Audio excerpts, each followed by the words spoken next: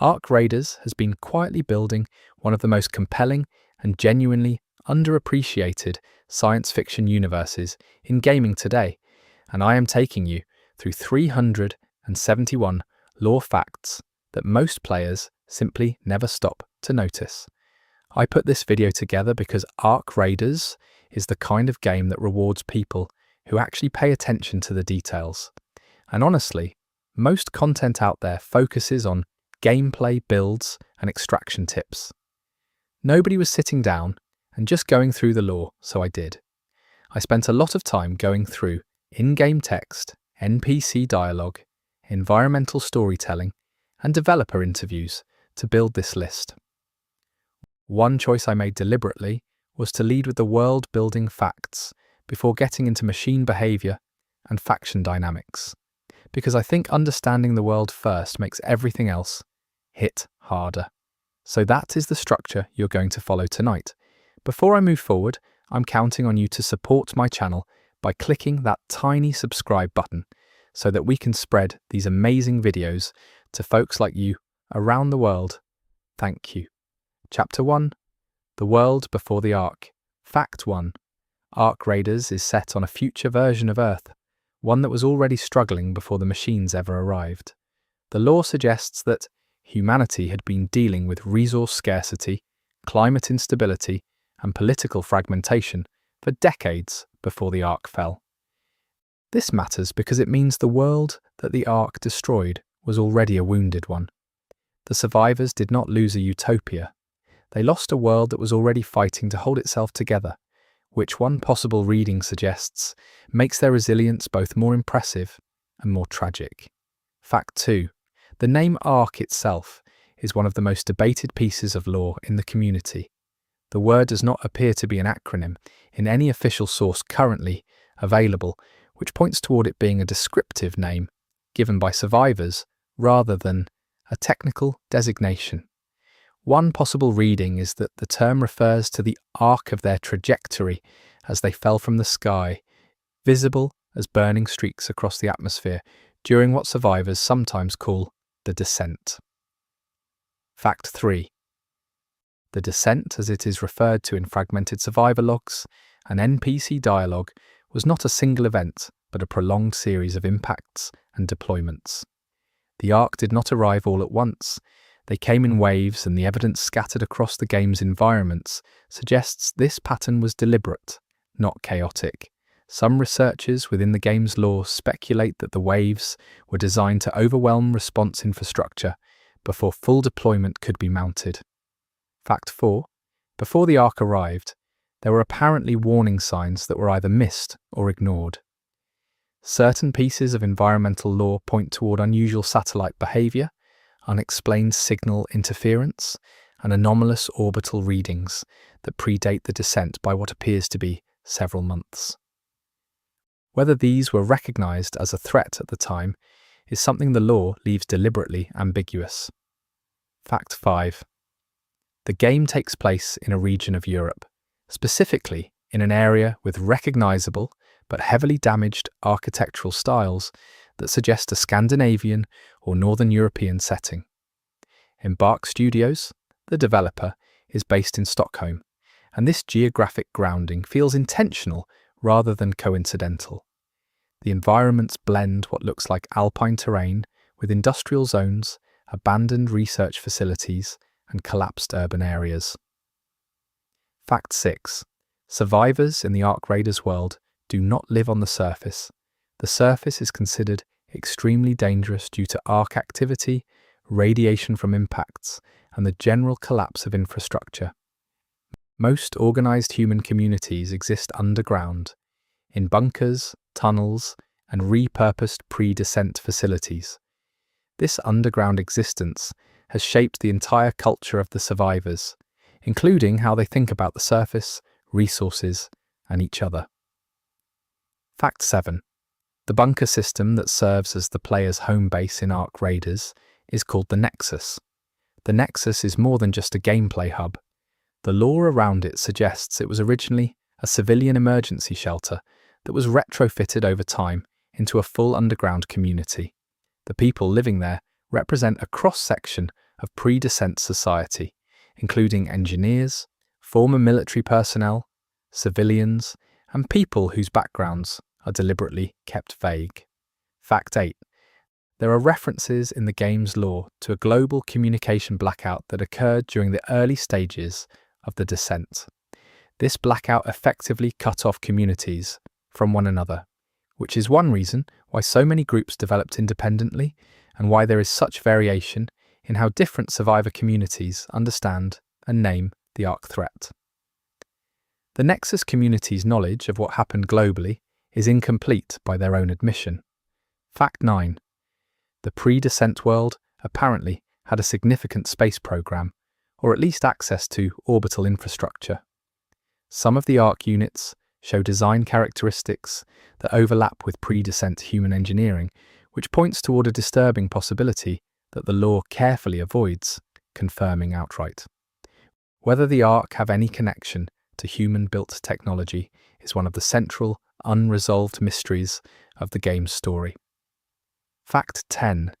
There is a faction within the Nexus community that believes the descent was not an alien event at all. These people argue that the Ark are a product of human engineering, either built by a prior civilization, repurposed from military hardware, or the result of an experiment gone catastrophically wrong.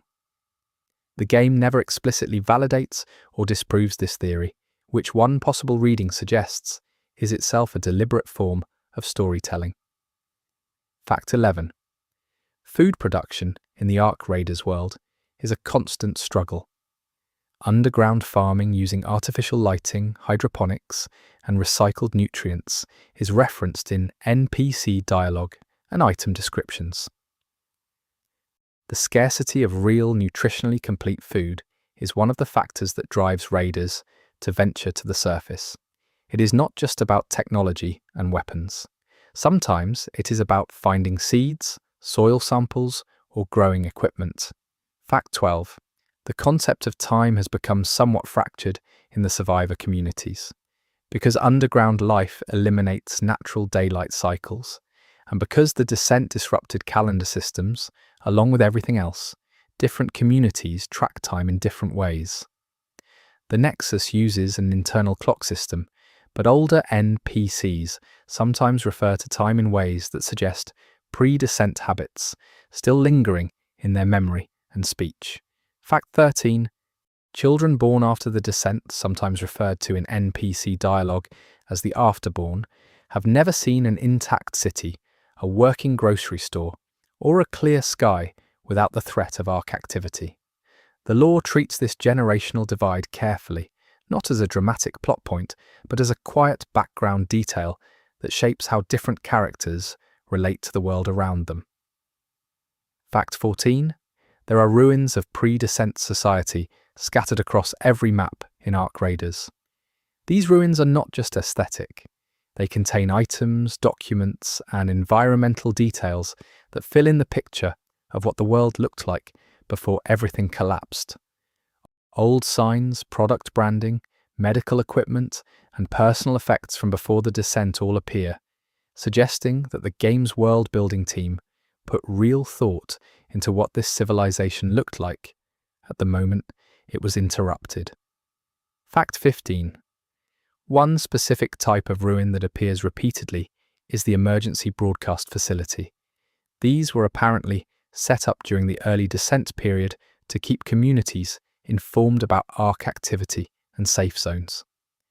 Many of them are now silent, their equipment either destroyed or run out of power, but the architecture and remaining equipment suggest a frantic, improvised response to a threat that moved faster than anyone anticipated.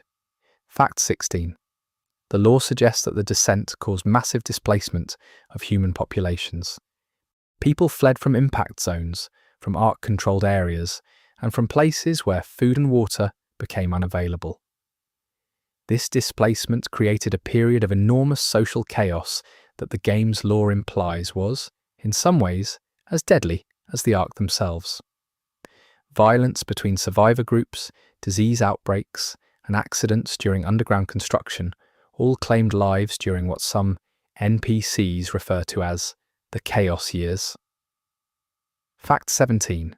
The Nexus was not the first attempt at an organized underground community in its region. There are references in the lore to at least 2 prior attempts that failed, one due to structural collapse and one due to internal conflict. The Nexus survivors are aware of these failures and point toward them as cautionary examples. This awareness has shaped some of the Nexus's institutional decisions, including its governance structure and resource allocation policies. Fact 18. Water is a critical resource in the Ark Raiders world, perhaps even more valuable than food in some contexts. Underground aquifers, filtration systems, and rainwater collection mechanisms are referenced throughout the lore. Surface water sources are considered unreliable and potentially contaminated, and some Ark impact sites have affected regional water tables in ways that the Nexus scientists are still trying to fully document. Fact 19. The surface world in Ark Raiders is not uniformly hostile. There are pockets of relative calm, areas where Ark activity is lower for reasons that the lore does not fully explain. Some NPCs theorize that these quiet zones exist because of terrain features that interfere with Ark navigation, or because certain areas simply do not contain whatever the Ark are looking for. What exactly the Ark are searching for or harvesting on the surface is one of the game's biggest open questions. Fact 20. Pre-descent governments appear to have been effectively eliminated during the descent. There is no functioning nation-state referenced in the game's current lore. Instead, power is held by local community leaders, faction heads, and whoever controls critical resources. The Nexus has its own internal hierarchy, but it does not claim any broader political authority, and other communities it interacts with operate by their own rules. Fact 21. Medicine is scarce and precious in the Ark Raiders world. The lore references pre-descent pharmaceutical stockpiles being one of the primary targets for raider expeditions. Antibiotics, painkillers, and surgical supplies have enormous value in the underground economy. Some NPCs are clearly dealing with untreated or poorly treated injuries and illnesses, which adds a layer of quiet tragedy to the game's world without ever being made the focus of a dramatic story beat. Fact 22. There is a recurring theme in the game's environmental lore around the idea of what people chose to save when the descent began. Personal items, family photographs, specific books, musical instruments, and other apparently impractical objects appear in bunker spaces throughout the game. This detail points toward a very human aspect of the survival story. People did not just save food and medicine, they saved things that reminded them of who they were before. Fact 23. The Ark Raiders lore suggests that certain professional skills became dramatically more or less valuable after the descent. Engineers, mechanics, and medical personnel became enormously important. Lawyers, financial professionals, and administrators of pre-descent institutions became, according to one NPC, roughly as useful as a decorative object. The social reshuffling this caused is reflected in how different characters carry themselves and how they relate to questions of status and authority. Fact 24. Raiders are not the only people who venture to the surface. The lore hints at other groups with different motivations and methods who also operate in the surface world. Some of these groups are allies, some are competitors, and some are potentially hostile. The player's faction is not the only organized force trying to extract value from the dangerous landscape above. Fact 25. The concept of salvage rights appears in NPC dialogue and suggests that some loose legal or social framework around surface extraction has developed over time. Whether these rights are actually enforced or respected is inconsistent, which points toward a world where formal agreements exist but are constantly under pressure from desperation and competing interests. Fact 26. One of the more specific pieces of world building involves the fate of pre-descent communications infrastructure. Cell towers, internet exchange points, and broadcasting equipment were among the first things damaged during the descent, either by arc action or by the physical devastation of impacts. The result is that long-range communication is primitive in the Ark Raiders world, often relying on repaired radio equipment with limited range and reliability. Fact 27.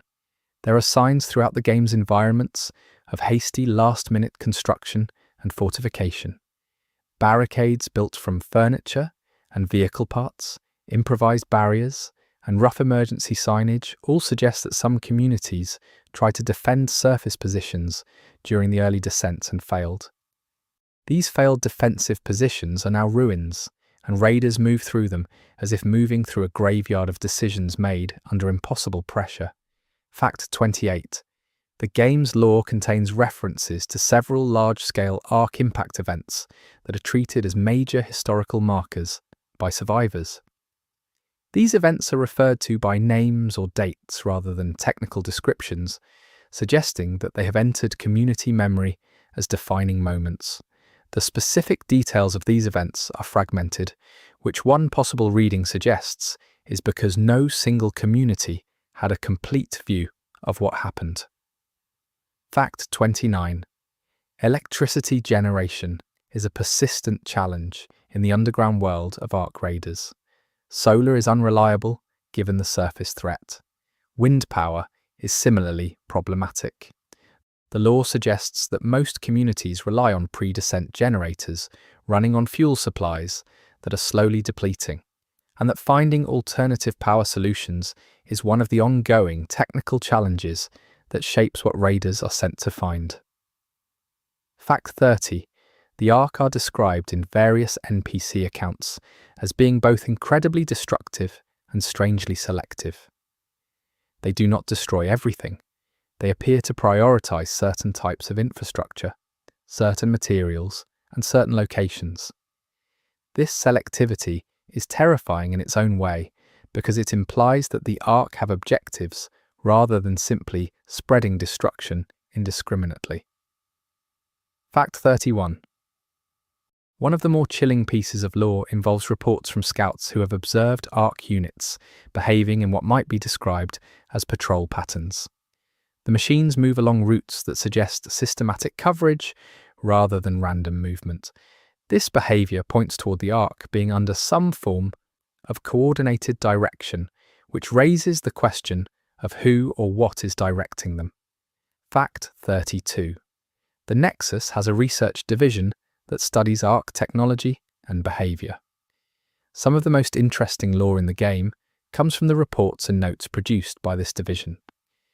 These documents are typically fragmented, with sections missing or redacted, which adds to the sense that the research division knows more than it is sharing with the general population of the Nexus. Fact 33. There are references in Ark Raiders lore to something called the First Contact Period, which appears to refer to the first time Ark units were observed up close by organised survivors. The accounts from this period are chaotic and contradictory, which is plausible given the circumstances, and they form the foundation of most current community understanding of Ark behaviour despite being based on traumatic, rushed observations. Fact 34. Ark impact sites are described as having distinctive environmental characteristics. The ground around them is often scarred, compacted, or chemically altered. Vegetation near old impact sites, where vegetation exists at all, sometimes shows unusual growth patterns that NPCs speculate may be related to Ark materials leaching into the soil. These sites are both dangerous and valuable, making them frequent targets for raider expeditions. Fact 35. The lore contains references to at least one survivor community that attempted to coexist with or negotiate with Ark units. What happened to that community is left vague, but the general attitude among Nexus NPCs toward the idea of negotiation suggests the outcome was not encouraging. The mere mention of this attempt by certain NPCs is treated with a kind of grim respect rather than ridicule, which suggests something significant occurred. Fact 36. There are items in the game that appear to be pre-descent luxury goods, fine whiskey, designer clothing fragments, high-end electronics that now serve purely as trade currency rather than their original purpose. This detail points toward a specific type of value reassignment that happens in collapse economies, where symbols of wealth retain their trading value even when their practical function disappears. Fact 37. The psychological toll of underground survival is addressed subtly in Ark Raiders lore. NPCs mention difficulty sleeping, recurring dreams about the surface, and what sounds like symptoms of claustrophobia and survivor's guilt. The game does not dramatize this, but lets it exist as background texture, which makes it feel more authentic than a dedicated trauma narrative would. Fact 38. Several NPCs in the game have skills or knowledge that predate the descent and are no longer directly applicable, but have been partially repurposed. A former architect who now designs bunker expansions. A chef who now manages nutrition planning for the underground. These character details suggest that the Nexus is genuinely trying to use the full range of human expertise available to it rather than simply defaulting to a pure martial culture. Fact 39. The game's lore suggests that Ark activity follows patterns that may be tied to some external cycle or command structure. Certain times see higher Ark activity on the surface, while others see relative lulls. Nexus scouts track these patterns and use them to plan raider expeditions. The existence of these patterns is itself a clue about Ark nature, because it suggests coordination rather than autonomous behavior. Fact 40. Pre-descent military hardware appears throughout the game's environments. Abandoned vehicles, weapons caches, and fortifications all suggest that conventional military forces made significant attempts to respond to the Ark threat. The state of this hardware, mostly destroyed, depleted, or deactivated, tells a quiet story about how those efforts ultimately went. Fact 41. The Ark Raiders lore touches on the concept of what it means to be a raider as a social identity. Being a raider is not simply a job, it is a status within the Nexus community, one that comes with both privilege and enormous risk. Raiders have access to better equipment, better food, and more social mobility, but they also have significantly shorter life expectancies. The community's complicated feelings about this trade-off appear in NPC dialogue throughout the game. Fact 42. There are references in the lore to children who have expressed interest in becoming raiders when they're old enough. The adult NPCs who respond to this topic do so with a mixture of pride and barely concealed dread, which reflects the community's dependence on raiders alongside its awareness of what that dependence costs. Fact 43. The surface world of Ark Raiders has weather, and the lore suggests that weather patterns have been disrupted by the descent. Ark impacts caused fires that affected atmospheric chemistry, and the overall environmental disruption has made weather less predictable than it was before. This makes surface expeditions additionally dangerous because unexpected weather can strand a team, reduce visibility, and affect communication equipment. Fact 44. Some NPC characters in Ark Raiders have never been to the surface and do not intend to go. They operate entirely in the underground economy, providing services, crafting, trading, or administrating. These characters represent a different relationship to the world above, one where the surface is an abstraction rather than a lived experience. Their dialogue sometimes reveals assumptions about surface conditions that raiders find either amusing or frustrating. Fact 45. The game contains environmental details suggesting that before the descent, the region had a significant tourism economy. Ski resort infrastructure, hiking trail markers, and visitor center ruins all appear in the landscape, creating an eerie contrast with the current state of the world. These details feel like a very specific choice about what kind of civilization was interrupted. Fact 46. Fuel for surface vehicles is another critical resource. The lore references pre-descent petroleum stockpiles, biodiesel experiments, and even some attempt at producing hydrogen fuel, but none of these solutions are presented as having fully succeeded. Surface mobility for raiders is mostly on foot or using light, low-profile vehicles that are not practical for carrying large loads, which is one reason individual raider capacity is limited. Fact 47. The Nexus maintains what NPCs refer to as a memorial wall or similar structure where the names of raiders who did not return are recorded. The specifics vary slightly across different NPC accounts, but the existence of some form of communal mourning practice suggests that the Nexus leadership has recognized the importance of grief rituals in maintaining community cohesion. Fact 48.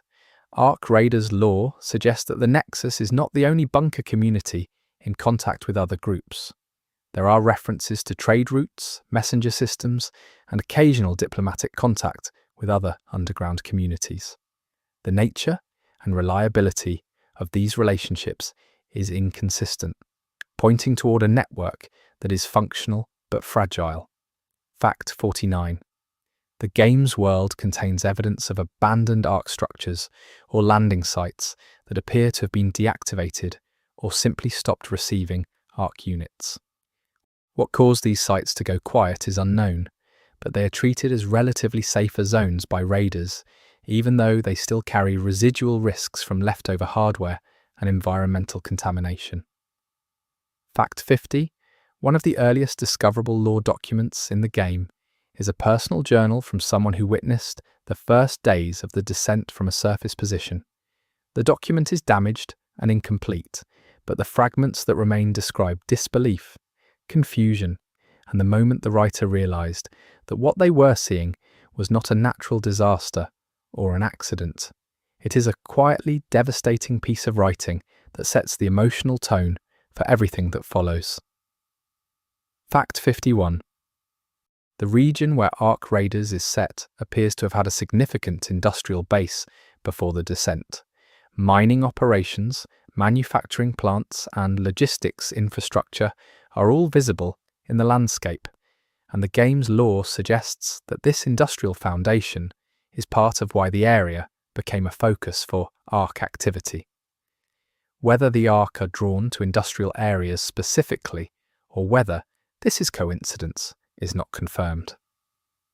Fact 52. There are references in Ark Raiders to other regions of the world and how they fared during and after the descent. These references are always second-hand and incomplete, but they suggest that the patterns of Ark activity were not uniform globally. Some regions apparently experienced more intensive Ark deployment than others, and some may have been largely spared, though whether any organised human society survived in those regions is unknown to the Nexus. Fact 53. The game's environmental storytelling includes what appear to be evidence of pre-descent scientific research into the Ark, conducted after the first waves of the descent, but before total infrastructure collapse. These research sites are often partially destroyed, with notes and equipment that suggest scientists were making real progress on understanding Ark systems before they were either killed or forced underground. Some of the Nexus's current technical knowledge may be built on these unfinished foundations. Chapter 2. The Ark themselves. Fact 54. The Ark are not simply robots. The lore consistently suggests that they represent something more sophisticated than pre-descent human robotics, but also something that operates on principles that are not fully understood by the game's characters or, by implication, by the player.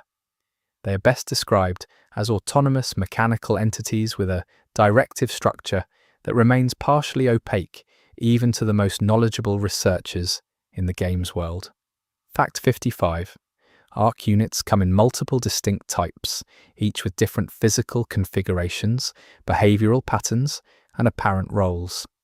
These variations suggest a designed ecosystem of machines rather than a single model deployed at scale. The existence of specialized units points toward a deliberate division of function, implying that whoever or whatever created the Ark thought carefully about task allocation. Fact 56. The smallest Ark units observed by raiders are roughly human-sized or smaller, while the largest are described in lore as being large enough to create their own impact craters upon landing.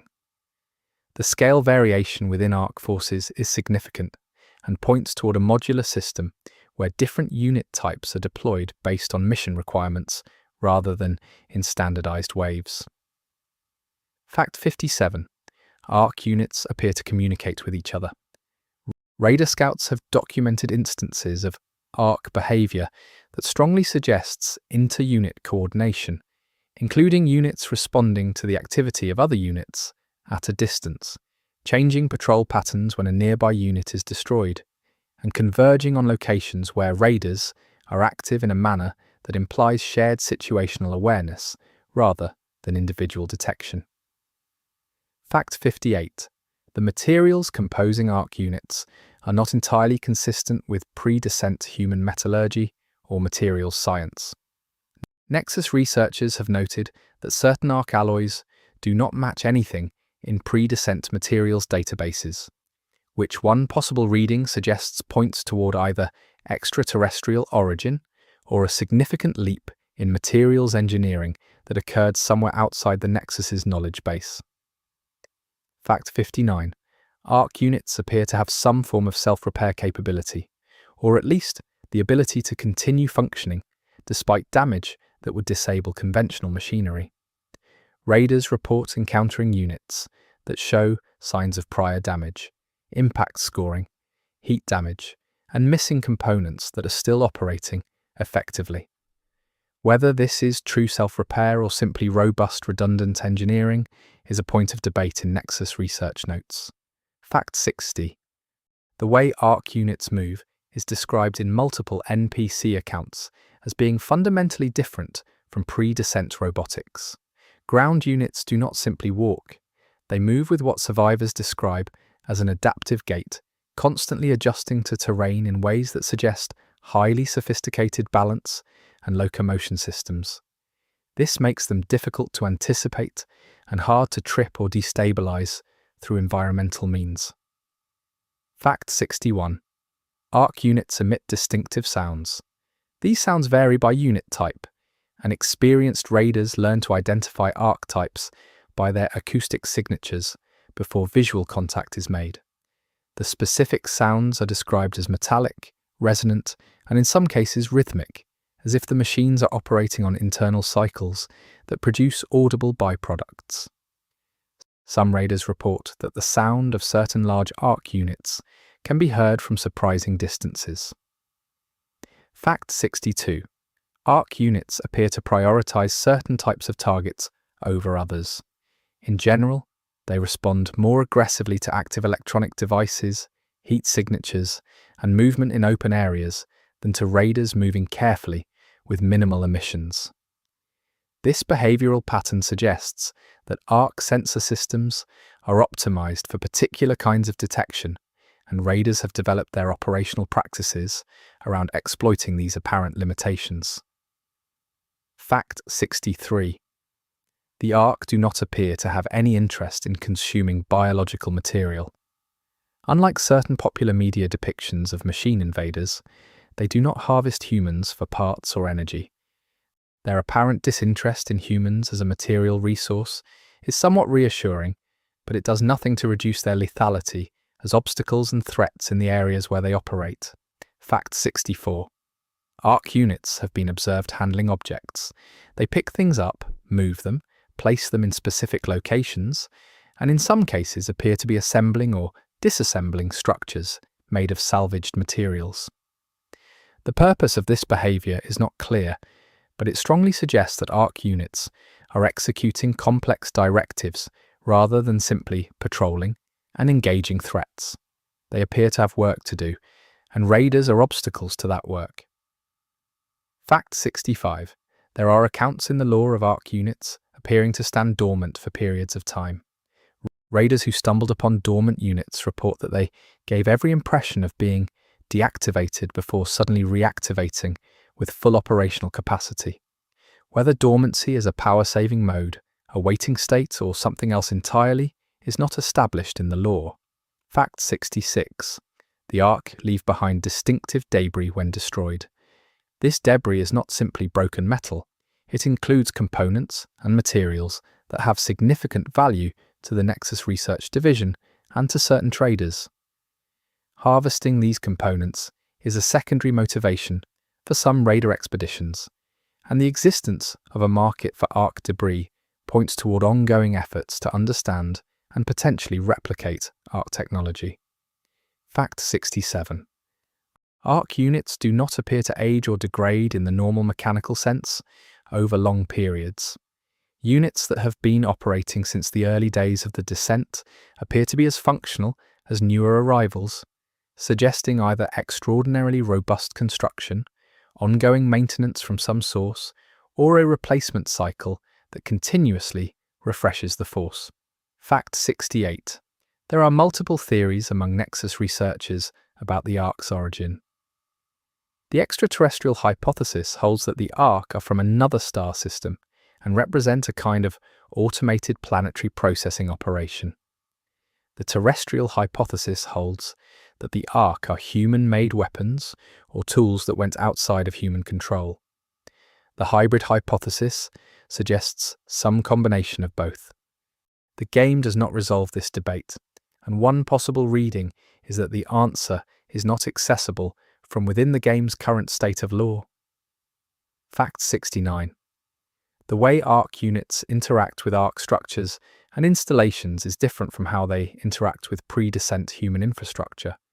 They seem to recognize and respond to Ark-built structures with behaviors that could be described as purposeful stewardship, maintaining them, connecting to them, and in some cases apparently defending them with particular intensity.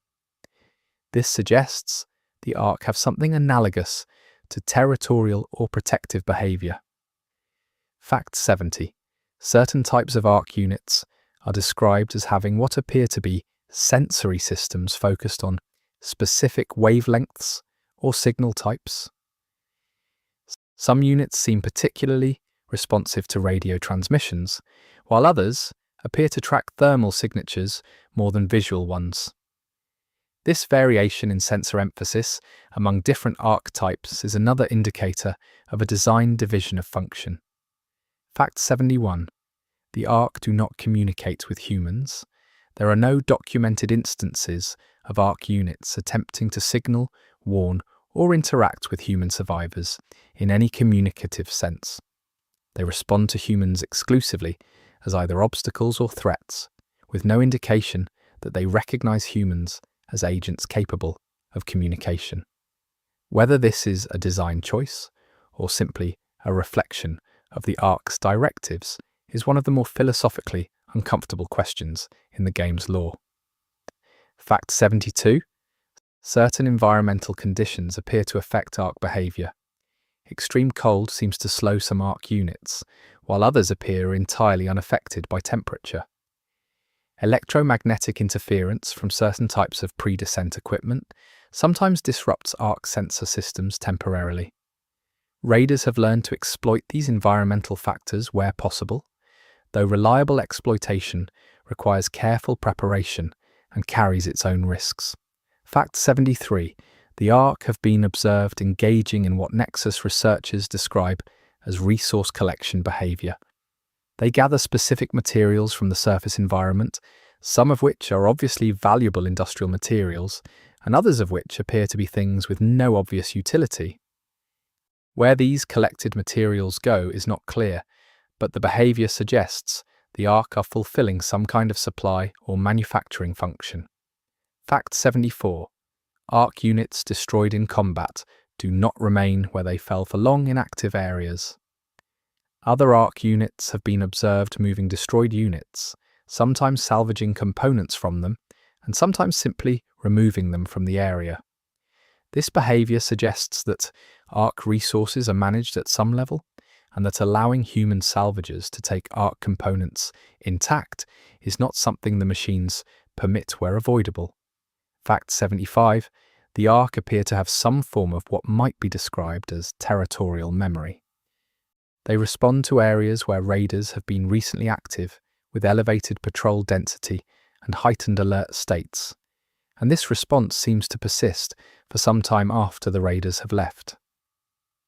This means that raider teams have to consider not just their current operational security, but the effect their previous expeditions may have had on ARC presence in an area. Fact 76. There is a type of ARC unit described in Nexus research notes as a herald or caller, a unit whose primary function appears to be signaling to other units rather than direct engagement. These units are apparently difficult to detect because they are not aggressive and may not respond to raider presence in an obvious way, making them dangerous precisely because of their restraint. Destroying one of these units is believed to be worthwhile even at significant cost. Fact 77. The ARC's deployment pattern during the descent shows signs of strategic planning. Impact sites were not randomly distributed. They targeted transportation hubs, power generation facilities, and communication nodes with a specificity that strongly implies the ARC had pre-existing knowledge of human infrastructure. How the ARC obtained this knowledge is not addressed in any currently available law, and this silence is itself significant. Fact 78. Some Nexus researchers have proposed that the ARC are not a military force in any meaningful sense, but rather something more analogous to a resource extraction or terraforming operation. Machines designed to process a planet's surface according to some external specification. Under this reading, the ARC's destruction of human civilization is not an act of war, but simply the consequence of the surface processing directive encountering an occupied planet. The implications of this interpretation are troubling in ways that the game allows players to sit with without resolution. Fact 79. ARC units of a specific type have been observed in areas near old ARC landing sites, conducting behaviours that look like surveying. They appear to be mapping, measuring, or assessing the areas around these sites in a methodical way. The data they are collecting and what it is used for remains entirely unknown to Nexus researchers. Fact 80. The internal power source of ARC units is not fully understood. They do not appear to require refueling in any conventional sense, and have operational endurance that far exceeds any pre-descent machinery of comparable complexity.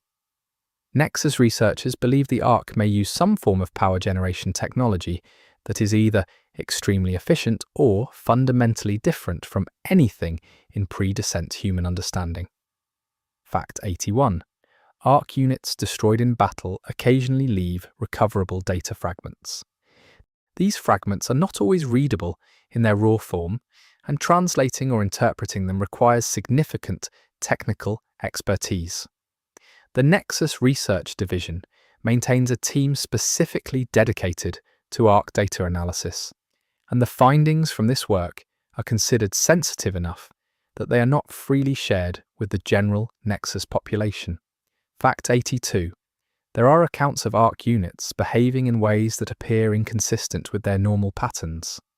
Erratic movements, apparent malfunctions, and what could be described as confused behaviour have been reported by multiple raider teams in different areas. Whether these observations represent genuine ARC system failures, deliberate behavioural variation, or simple misinterpretation by observers is not clear. Fact 83. The ARC do not appear to have a concept of retreat. Units that are damaged continue to engage rather than withdrawing. Units that are isolated from their group continue to pursue their apparent directives rather than seeking to rejoin other units.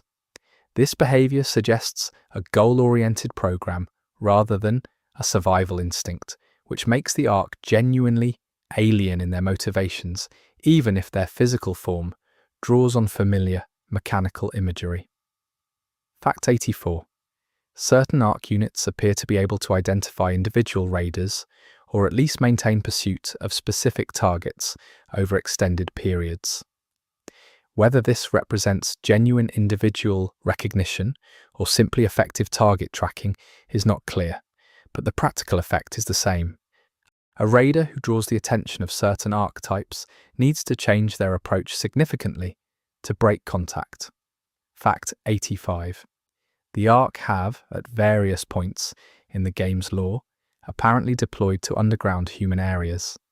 These incursions are among the most dangerous events recorded in Nexus history.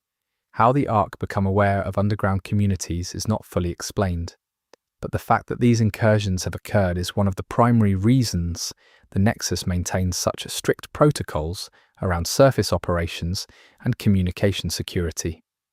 Fact 86. There appears to be some hierarchy or command structure within Ark forces. Certain unit types appear to direct or coordinate others, and when these apparent command units are destroyed, the behavior of surrounding Ark units can shift in detectable ways. Identifying and targeting command units is a raider tactic, though it is considered exceptionally dangerous because these units tend to be well protected. Fact 87.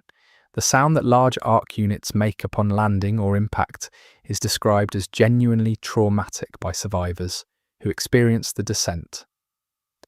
Multiple NPC accounts describe a combination of sound and physical vibration that was unlike anything in normal human experience.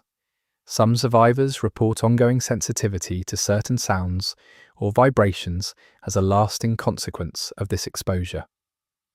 Fact 88. Ark units operating in groups show behavioral coordination that is too precise to be coincidental. When one unit changes direction, others adjust in complementary ways.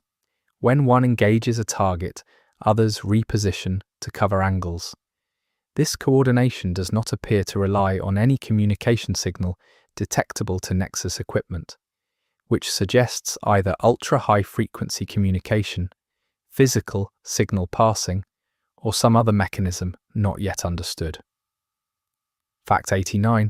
The Ark do not sleep, rest, or apparently experience anything analogous to fatigue. They operate continuously, around the clock, which is one of the factors that makes the surface world permanently dangerous rather than cyclically safe. The human need for rest and the Ark's freedom from it represent one of the most fundamental asymmetries in the conflict described by the game's lore. Fact 90. Some Ark units display what might be described as individual variation. Units of the same apparent type behave slightly differently from one another in ways that are not fully explained by environmental differences. One possible reading is that Ark units accumulate something analogous to operational experience, and that this shapes their behavior over time. Another reading is that the Ark are more individually differentiated than their mechanical exterior suggests. Fact 91. The Ark appear to have a relationship with certain electromagnetic phenomena that is more complex than simple electromagnetic interference. They appear to generate their own localized electromagnetic effects in some circumstances, and these effects can interfere with raider equipment in ways that go beyond simple signal disruption. This capability makes Ark-controlled zones not just physically dangerous, but also electronically hostile. Fact 92. There are references in the lore to areas where Ark units have been present for so long that the environment itself shows Ark-specific alterations, certain materials deposited or arranged by Ark units over time, structures that appear to be partially Ark-built, integrated with pre-descent ruins, and chemical changes in soil and surfaces that are apparently Ark-related, all point towards sustained long-term activity rather than the Ark simply passing through. Fact 93. The Ark do not appear to have any facility for capturing or detaining humans. Raiders who are caught in Ark territory and who manage to survive report that the machines either attempt to destroy them or simply stop engaging and return to their previous activities. There is no behavior consistent with Ark interest in humans as anything other than obstacles. This is, in a grim way, one of the more reassuring aspects of Ark behavior, according to Nexus researchers. Fact 94. Certain types of Ark ammunition or weaponry leave residual effects on the areas where they're used. Surfaces hit by arc weapons sometimes show chemical or energy residue that persists for extended periods and can have secondary effects on both equipment and biology. Raiders carry detection equipment and decontamination supplies, partly in response to this risk. Fact 95. The Ark have never been observed producing new units on the surface. Reinforcements appear to arrive through the same mechanism as the original descent, from above and outside. This suggests that whatever is producing Ark units is not located on the Earth's surface, which points back toward either orbital infrastructure or an off-world source. The implications of this for long-term survival are significant and are discussed in Nexus strategic planning documents referenced in the game's lore. Fact 96. Some Ark units appear to have aesthetic design elements that serve no obvious functional purpose. Certain shapes, proportions, and surface features that would not be present if pure function were the only design criterion suggest that whoever built the Ark had something beyond pure utility in mind. Whether this represents designer sensibility, symbolic communication, or some functional purpose not yet understood is debated in Nexus research circles. Fact 97. The Ark's response to human settlements is not uniformly aggressive. There appear to be thresholds of activity below which human presence does not draw an immediate Ark response. Nexus doctrine around surface operations is built partly around staying below these apparent thresholds, but the thresholds are not perfectly understood and have apparently shifted over time, making operational planning a continuously evolving challenge. Fact 98. Large Ark units have been observed engaging in behavior that looks to human observers like rest or inactivity. Whether these periods represent genuine downtime, processing cycles, communication with external systems, or something else is not established. What is known is that these periods of apparent inactivity end without warning, and that approaching an apparently inactive large Ark unit is considered extremely dangerous by Nexus doctrine. Fact 99. The Ark appear to have some awareness of Nexus research activities specifically. There have been periods of elevated Ark activity that correlate with specific Nexus research milestones, as if the machines are responding to human progress in understanding them. Whether this correlation is meaningful or coincidental is one of the more unsettling questions in current Nexus strategic thinking. Fact 100. The overarching behavioral pattern of the Ark, the combination of sustained presence, resource collection, environmental modification, and apparent goal-directedness, points toward a long-term project of some kind. The Ark are not simply destroying the world for destruction's sake. They appear to be doing something with it. What that something is remains, as of the current state of the game's lore, entirely unknown. Fact 101. Ark units do not appear to distinguish between raiders and non-combatant survivors. Any human presence in Ark active zones draws the same threat response, regardless of whether that human is armed.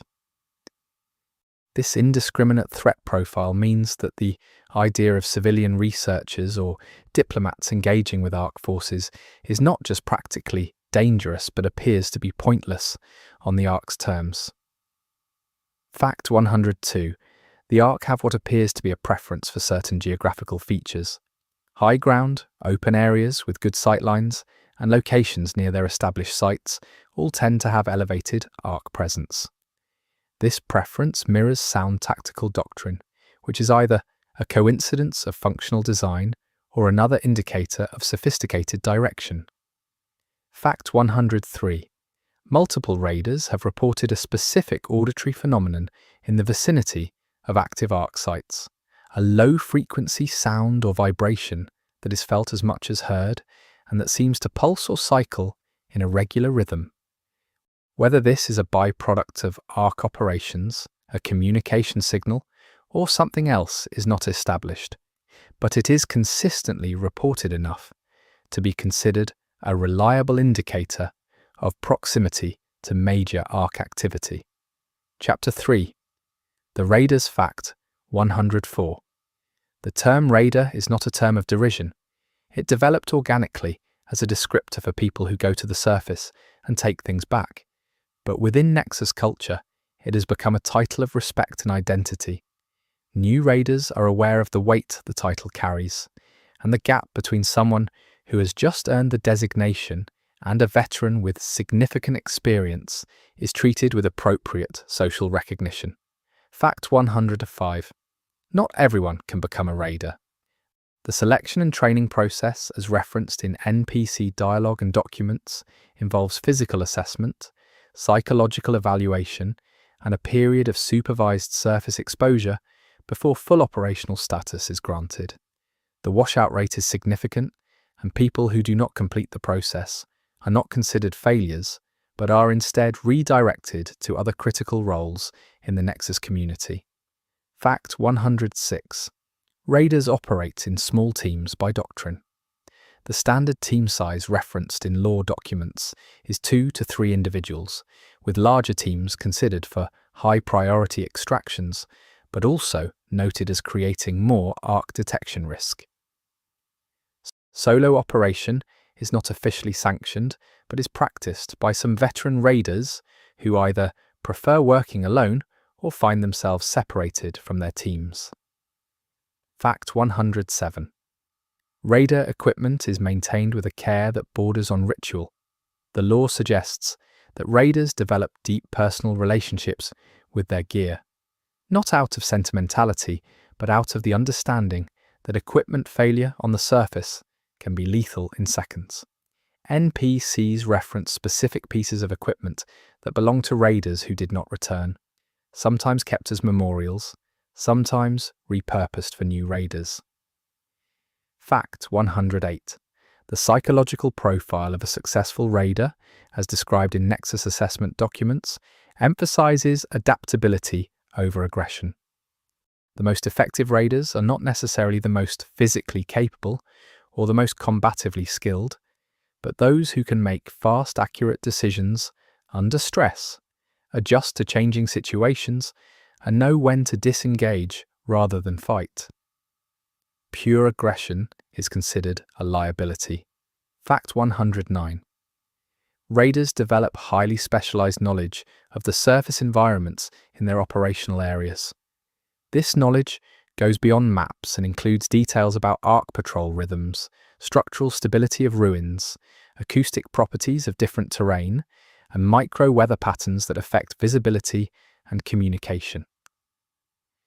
This accumulated knowledge is one of the most valuable assets a veteran raider possesses and is partially captured in briefing documents, but cannot be fully transferred through documentation. Fact 110. The physical demands of surface operation are significant. Raiders operate in environments that may include extreme cold, precipitation, low light, and terrain that demand significant climbing or traversal. The lore suggests that physical training for raiders emphasizes endurance and functional strength over raw power, and that the physical condition of the raider corps is a direct reflection of the Nexus's resource investment in them. Fact 111. Raiders carry specific equipment loadouts that are built around mission objectives, but all loadouts include some baseline survival essentials that are non-negotiable. Emergency shelter material, minimal medical supplies, and a primary and backup communication device are standard in all Nexus Doctrine documents. The specifics of offensive and exploration gear vary by mission type. Fact 112. Communication between raiders, on the surface, and Nexus Command underground is technically challenging. Signal penetration through rock and soil is limited, and ARC electromagnetic interference adds additional unreliability. Raiders operate with a degree of communication autonomy that means on-the-ground decisions are made by the team rather than directed from below in real time.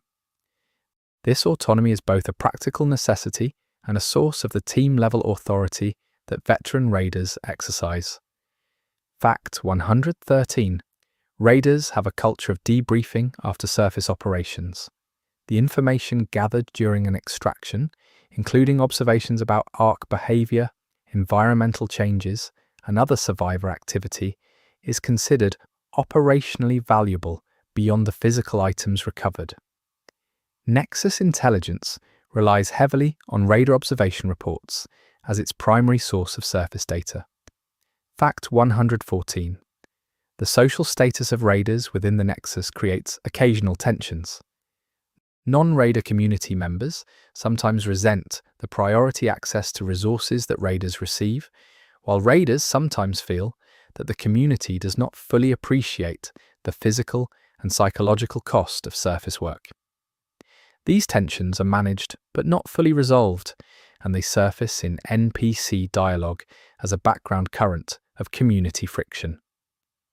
Fact 115.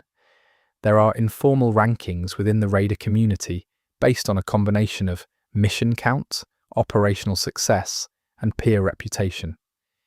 These informal rankings are not officially recognized by Nexus administration, but carry significant weight in how equipment is allocated, how team compositions are made, and how raider-to-raider social interactions play out.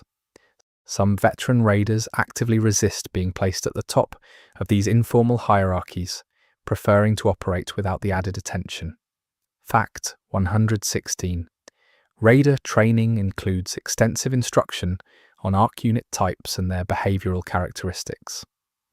New raiders are expected to memorize the distinguishing features and behavioral patterns of all currently catalogued Ark units before their first operational deployment. This requirement is treated seriously because misidentifying an Ark type can lead to underestimating its capabilities or approaching it with the wrong tactics. Fact 117. The Raider Corps has experienced significant losses since the founding of the Nexus. The mortality rate among raiders is something the Nexus administration is acutely aware of and continuously working to reduce, but which remains high enough to be a defining fact of raider life. The community has developed customs around acknowledging and mourning raider deaths that balance the need for ongoing operational morale with genuine recognition of loss. Fact 118. Not all raiders are motivated by the same things. The law suggests a range of motivations including community obligation, personal ambition, the appeal of the relative freedom of surface work compared to underground life, and in some cases a kind of compulsion that comes from regular exposure to the intensity of surface operation. These varying motivations produce different behavioral tendencies that experienced team leaders learn to account for. Fact 119. Some raiders develop specializations over time. There are individuals who focus primarily on Ark engagement, others who focus on technical salvage, others on medical support, and others on navigation and route planning. These specializations are not formally organized by the Nexus, but emerge organically from individual aptitude and community recognition of skill. A raider known for a specific specialty will often be sought out for missions where that specialty is relevant. Fact 120. Raiders have developed a specific vocabulary for surface operations that draws on a mixture of pre-descent military terminology, technical jargon, and colloquialisms that developed within the raider community itself.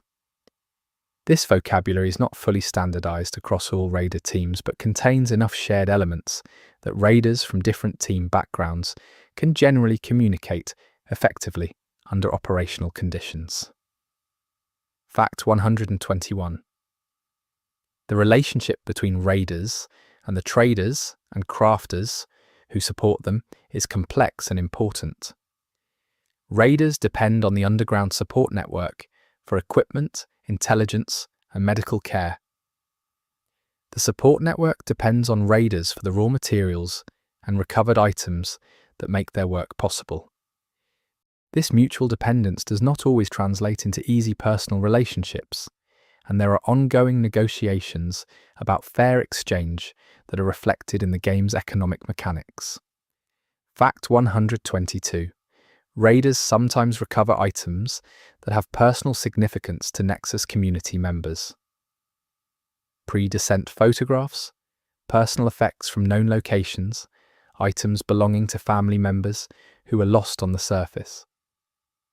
The protocol around these discoveries varies, but the emotional weight they carry is significant and is referenced in NPC dialogue in ways that suggest the community has established informal practices for handling them. Fact 123.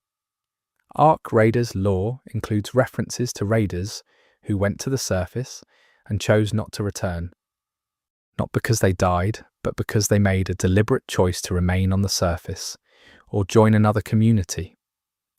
The Nexus's official position on these individuals is not entirely clear, but the informal community attitude ranges from respect and understanding to a kind of grief at their absence. Fact 124. The equipment issued to new raiders is standard and functional, but not optimized. The process of personalizing, upgrading, and replacing equipment as a raider gains experience is central to how raiders develop their operational capability. The relationship between a raider and their specific gear configuration is something that builds over time and represents a form of accumulated wisdom about what works for that individual in their specific operational environment. Fact 125.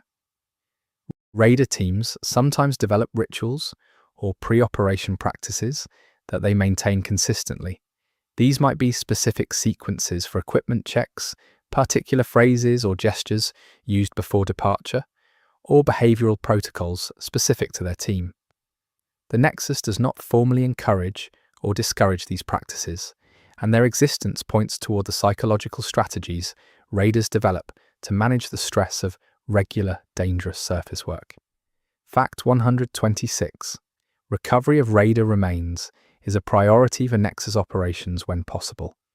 The reasons for this are partly practical, since equipment on recovered remains can be reused, and partly cultural, since the community has an established practice of formal recognition for raiders who die in service. When remains cannot be recovered, a formal acknowledgement based on the raider's last known position and circumstances is made instead. Fact 127. There are references in the lore to raiders who survived Ark incapacitation, which is notable given that the Ark are not documented to take prisoners in the conventional sense. The accounts of these survivors describe being rendered unconscious or immobilized by Ark weapons and then waking up elsewhere, apparently discarded once the immediate threat was resolved. These accounts are considered anomalous and are studied carefully by Nexus researchers. Fact 128. The physical environment of the surface has shaped how raiders think about beauty.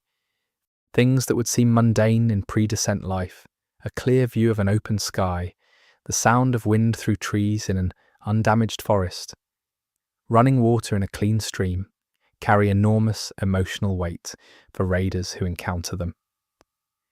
NPC accounts of these moments are among the most quietly moving pieces of lore in the game. Fact 129. Raider teams operate with a defined chain of command for operational decisions, but this chain is often informal and based on experience rather than official rank. The most experienced team member typically takes operational lead regardless of any official designations, and this pragmatic approach to authority is generally accepted and respected within the raider community. Fact 130. The game's lore includes accounts of inter-raider conflicts on the surface, including situations where different teams have encountered each other and not always cooperated.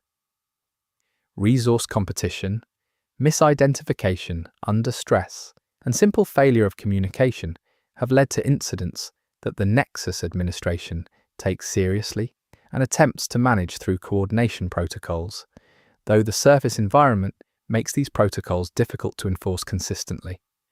Fact 131. Some raiders have extended their surface operational time beyond what is considered safe by Nexus doctrine. The reasons vary, from mission necessity to personal choice to situations where return became impossible for reasons outside the raider's control. Extended surface exposure has consequences ranging from the purely physical to the psychological, and the law addresses these consequences with a pragmatic frankness that avoids dramatizing them. Fact 132. The concept of extraction is central to raider identity. Getting in, getting what you came for, and getting out is the fundamental operational logic. But the law also includes examples of raiders who extended or complicated their extractions to help other survivors, rescue team members, or investigate something unexpected. These decisions, made under pressure and at personal risk, are the basis of many of the most respected stories in raider community memory. Fact 133. Raiders who survive long enough develop what might be described as intuition about ARC behavior that goes beyond their formal training. This intuition is not mystical but is rather the result of accumulated pattern recognition from extensive operational exposure. Veteran raiders often describe making decisions that they cannot fully articulate the reasoning for, and those decisions frequently prove correct. Nexus researchers are interested in capturing this tacit knowledge in a more transferable form. Fact 134. The relationship between raiders and Nexus leadership is not always smooth. Raiders who have extensive surface experience sometimes find themselves at odds with administrative decisions made by people who have spent little or no time on the surface. This tension between operational knowledge and administrative authority is a recurring theme in Nexus political dynamics, as described in the game's lore. Fact 135. There are different schools of thought among raiders about the optimal approach to ARC engagement. Some raiders advocate for aggressive ARC elimination wherever possible, arguing that reducing ARC numbers is a long-term strategic goal worth the short-term risk. Others advocate for avoidance whenever possible, arguing that the risk-reward calculation rarely favors engagement. Most experienced raiders operate somewhere between these positions, depending on specific circumstances. Fact 136. Raiders return from the surface with more than just physical goods. They return with observations, stories, and emotional experiences that circulate through the Nexus community in informal ways. The stories that raiders tell about the surface shape how non-raider community members think about the world above, creating a kind of oral tradition that is separate from but complementary to official Nexus intelligence reports. Fact 137. The lore suggests that some raiders have formed genuine emotional connections with specific surface locations. Places they have visited repeatedly, places where significant events occurred, places that retain some remnant of pre-descent beauty or meaning.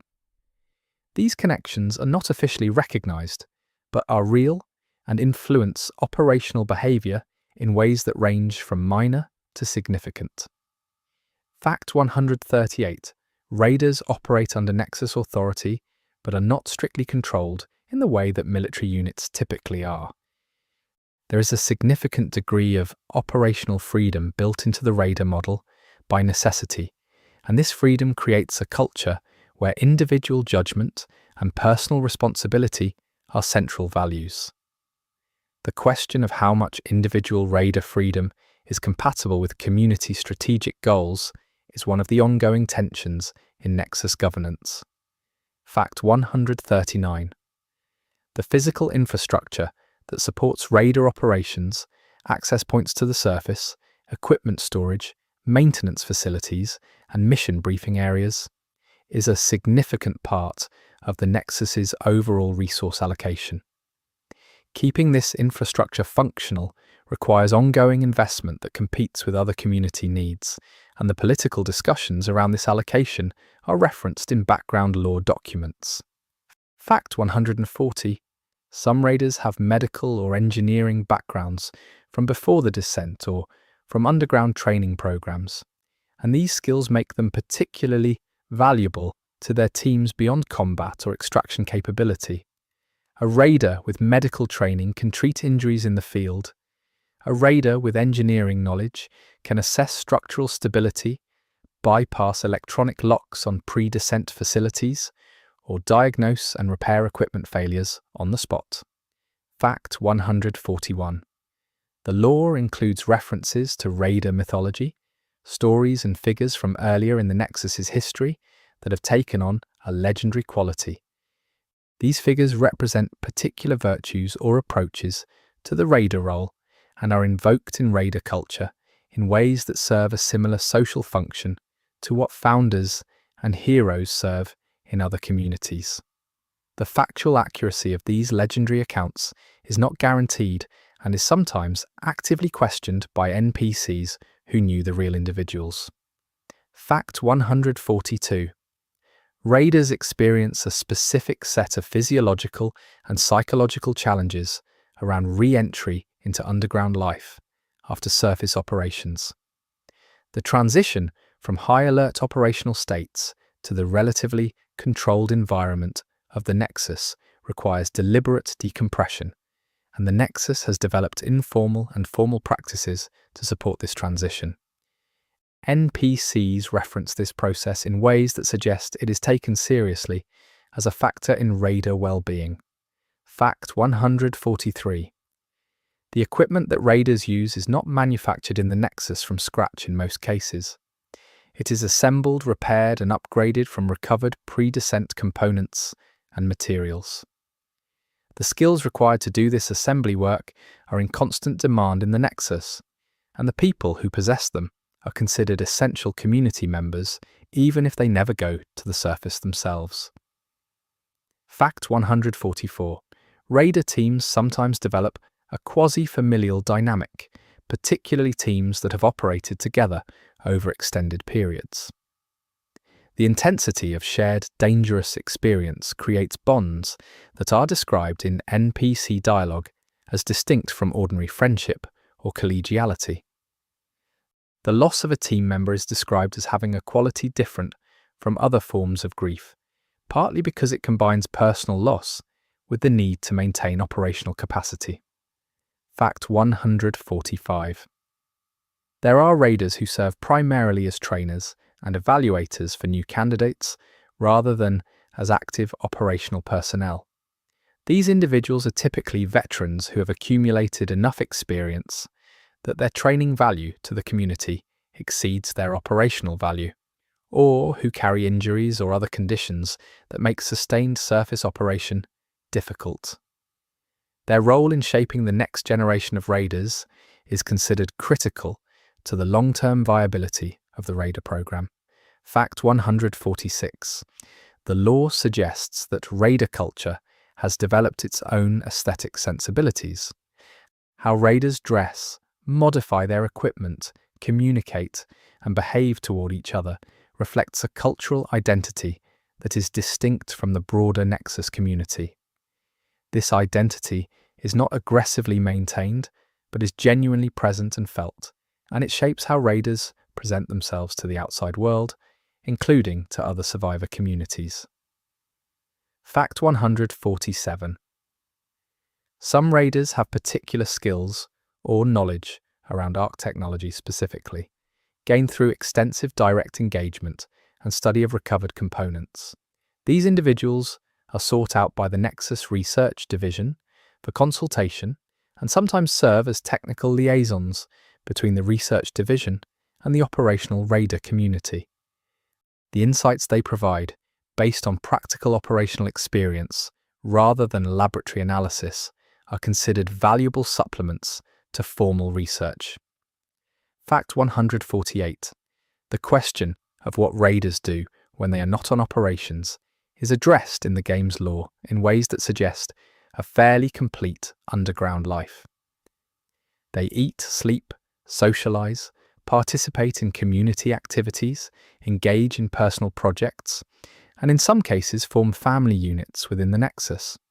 The portrayal of raiders as whole people rather than simply operational assets, is one of the more humanizing aspects of the game's world building. Fact 149. There are references in the game to raiders who have developed what might be described as Arc expertise, a deep pattern-based understanding of how Arc units think and behave that allows them to predict Arc actions with unusual accuracy.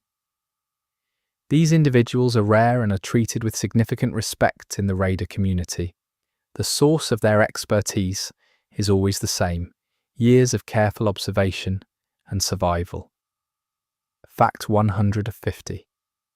The fundamental paradox of the raider role is articulated in multiple ways across the game's lore. Raiders are the people most critical to Nexus survival, and also the people most likely to die in service of it. They are selected for extraordinary capability and resilience, and they are asked to spend that capability in conditions that continuously erode it. The Nexus depends on them completely and cannot fully protect them, and all parties in this arrangement are aware of it. This awareness does not paralyze anyone, but it gives the raider culture a certain quality of clear-eyed acceptance that is one of the most distinctive aspects of the game's tone. Chapter 4. The Nexus and Underground Society. Fact 151. The Nexus is not a simple bunker. It has grown over the years since its founding into a complex underground community with distinct districts, infrastructure systems, and social dynamics that would not be out of place in a small surface town. The scale of what has been built underground reflects both enormous effort and the determination of people who intended to survive indefinitely rather than wait for rescue. Fact 152. The founding of the Nexus is a historical event within the game's lore that is treated with a mixture of factual documentation and community mythology. The original founders are known by name, and their decisions in those early days are still discussed and sometimes debated. Some of those decisions around governance, around resource allocation, around community admission policies, continue to shape Nexus life in ways that are not always appreciated or even recognized. Fact 153. Power and water infrastructure in the Nexus are managed by a dedicated technical division that is separate from both the Raider Corps and the administrative leadership. This division has a significant amount of operational autonomy because the entire community depends on its work, and disrupting or politicizing its function is understood to be catastrophic. The internal culture of this division is described as intensely focused and somewhat insular. Fact 154. The Nexus has a medical facility that is one of the most resource-intensive elements of the community. Medical personnel are among the most valued and least expendable members of the Nexus, and the training pipeline for new medical staff is long and carefully managed. The facility handles everything from standard illness and injury to the specific consequences of surface exposure and arc weapon effects. Fact 155. Children in the Nexus receive some form of structured education, organized and delivered by community members with relevant knowledge in specific areas. The curriculum is pragmatic, emphasizing skills that are directly applicable to Nexus life, but there are documented debates about whether purely pragmatic education is adequate for the psychological and social development of the next generation. Some NPCs advocate strongly for preserving broader humanistic education, even when its immediate practical value is unclear. Fact 156. Food in the Nexus is communally managed. There is not a free market in food. Basic nutritional allocations are distributed based on community role and physical need, with additional food available through the trade economy for those with the means to acquire it. The distribution system is imperfect and is a source of ongoing social tension, particularly around the question of whether raiders and other high-priority individuals deserve significantly larger allocations than others. Fact 157. The Nexus has what functions as a governance structure. Though it is not a democracy, in any formal pre-descent sense. Key decisions are made by a leadership council that includes representatives from different functional areas of the community. The authority of this council is accepted but not unconditional, and there are documented instances of community pushback against council decisions that are significant enough to be referenced in background law. Fact 158. There is a social tier in the Nexus that is not officially acknowledged, but is clearly present in how NPCs interact with each other. Founders' families and their social connections occupy a different position than later arrivals. Raiders occupy a position separate from their actual seniority in the community. Technical specialists with critical skills occupy a position that crosses some of the other divides. This informal social structure shapes daily life in the Nexus in ways consistent with how such structures emerge in isolated communities. Fact 159. Art and creative expression exist in the Nexus, though in constrained forms given resource limitations. Murals on tunnel walls, music performed in common areas, handmade objects exchanged as gifts or markers of relationship, all of these appear in the game's environmental detail and NPC references. The persistence of creative expression under extreme survival pressure is treated in the lore as a natural and important part of human community, rather than a luxury. Fact 160. There is a system of record-keeping in the Nexus that attempts to maintain some continuity with pre-descent documentation practices. Birth records, death records, operational logs, resource inventories, and historical accounts are all maintained by a records division that sometimes struggles to keep up with the pace of community life. The incompleteness of these records is itself a piece of lore reflecting the chaos of the descent and the ongoing difficulty of documentation under survival conditions.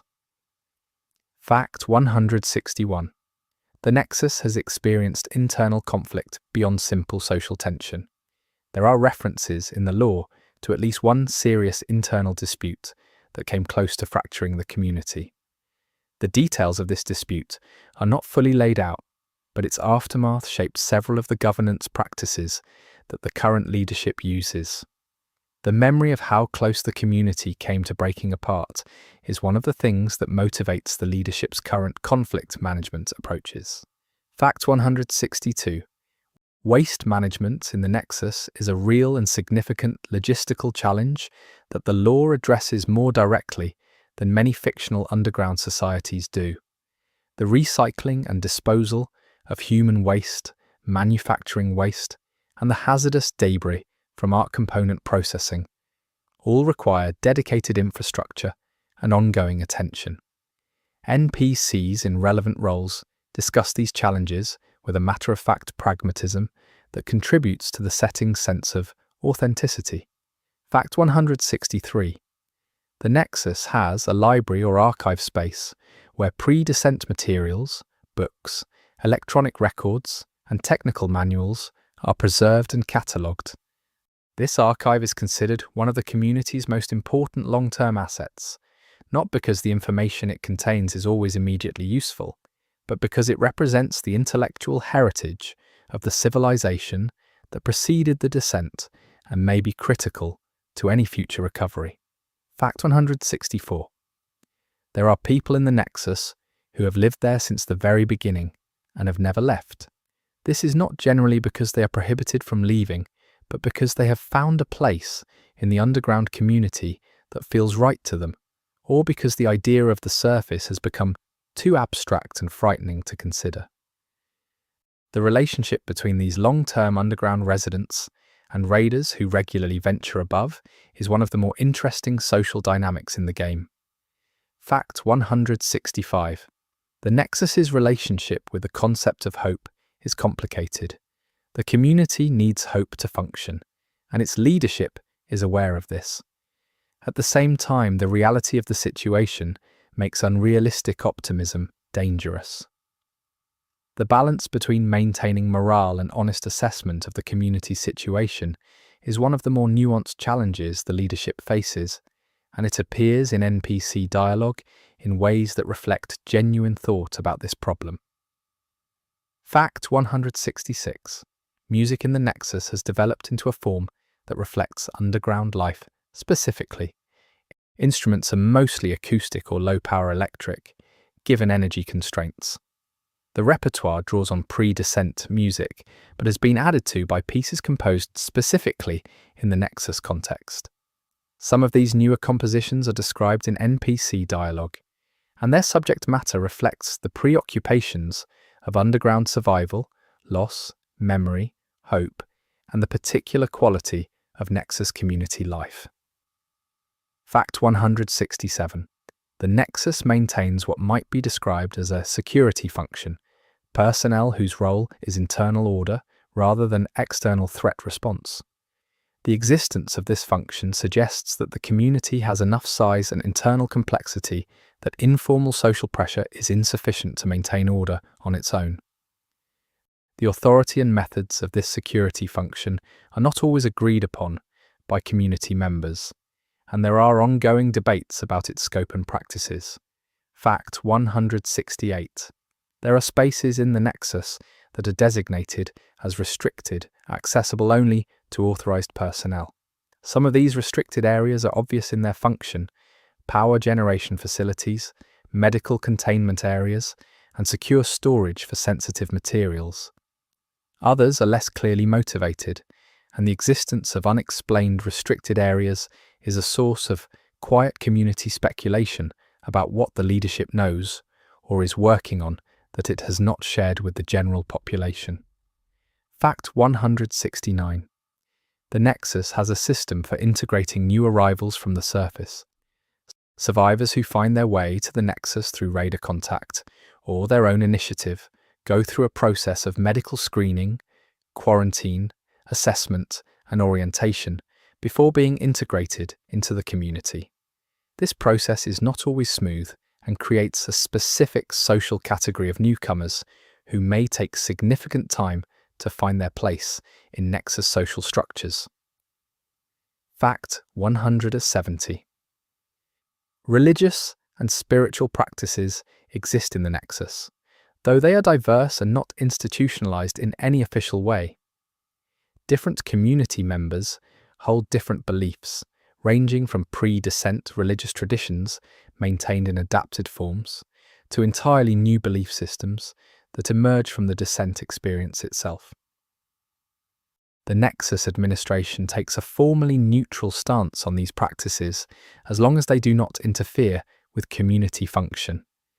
Fact 171. The concept of privacy in the Nexus is complicated by the physical reality of underground community life. People live in relatively close quarters, shared spaces are the norm, and genuine physical privacy is a resource that is not equally distributed. NPCs reflect on this reality with a range of attitudes, from philosophical acceptance to genuine frustration, and the social norms around privacy, around what is understood to be private, even when it is not physically private, are an interesting aspect of Nexus culture. Fact 172. The Nexus has repair and manufacturing capabilities that are limited but genuine. It can produce certain types of equipment and components using materials recovered by raiders and the technical skills of community craftspeople. These capabilities are continuously being expanded as more skilled personnel are integrated and more resources become available, and the question of what the Nexus might eventually be able to build is one of the more optimistic threads in its ongoing story. Fact 173. There are community events in the Nexus that are not purely functional. Gatherings to mark significant dates, community meals that go beyond pure nutrition, and occasions where the entire community stops operational work for a period of shared activity. The existence of these events reflects a conscious decision by Nexus leadership that community cohesion and morale require more than just meeting basic survival needs. Fact 174. The Nexus's communication with the outside world, other survivor communities, and any other functioning social organizations, is managed carefully and considered strategically important. Information about Nexus capabilities, population, and location is treated as sensitive, and not all incoming information from outside sources is shared with the full community. This information management is practical, but also a source of tension for those who feel they deserve full transparency about their community's situation. Fact 175.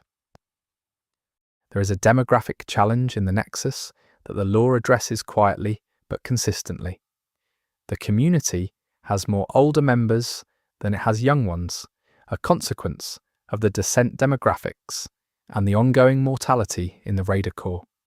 This imbalance has implications for the community's long-term viability, and it is one of the factors that makes the integration of new arrivals strategically important beyond immediate humanitarian concerns. Fact 176. The Nexus maintains what are described as seed banks and genetic records for both agricultural and biological preservation purposes. The long-term preservation of human genetic diversity and agricultural knowledge is apparently taken seriously by the scientific community within the Nexus, and these records are treated as irreplaceable assets, regardless of their immediate practical utility. Fact 177. There are areas of the Nexus that have been designated for potential expansion, existing tunnels or spaces that have been identified as viable for conversion to new community use when resources and need align. This planned expansion reflects an institutional optimism about the community's future, a belief that the Nexus will continue to grow rather than simply maintain its current state. Fact 178. The question of what the Nexus is ultimately trying to achieve, beyond immediate survival, is one that different community members answer differently. Some see the goal as reclaiming the surface at some future point. Others see it as building a permanent underground civilization. Others focus on understanding and ultimately defeating the Ark. These different visions of the future sometimes come into conflict when they imply different priorities for current resource allocation. Fact 179. The Nexus has made contact with at least one other organized community that the law describes as significantly different in culture and governance structure. These differences have created both opportunities for cooperation and friction around fundamentally different values and practices. The management of this inter-community relationship is one of the more diplomatically complex challenges the Nexus leadership currently faces. Fact 180. There is a generation of young adults in the Nexus who have no meaningful memory of the pre-descent world. Their understanding of what was lost comes entirely from the accounts of older community members and the preserved records in the Nexus archive. This generation's relationship to the idea of returning to normal is fundamentally different from that of older community members, and this difference is beginning to create some interesting political and cultural tensions that the law hints at. Fact 181.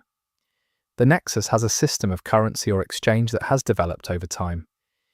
This system is not based on pre-descent money, but on materials and services that have genuine community value. The specifics of this exchange system reflect the practical realities of underground life, and the existence of a functional internal economy is one of the markers of the Nexus's development from a crisis shelter into something more like a real community. Fact 182. Violence within the Nexus is not unknown, though it is treated as a serious problem rather than an inevitable feature of survival community life. The Nexus's security function deals with it, and the community's governance structure provides mechanisms for addressing disputes before they escalate. The existence of these mechanisms reflects an investment in community norms that distinguishes the Nexus from more purely survival-focused communities referenced in the game's lore.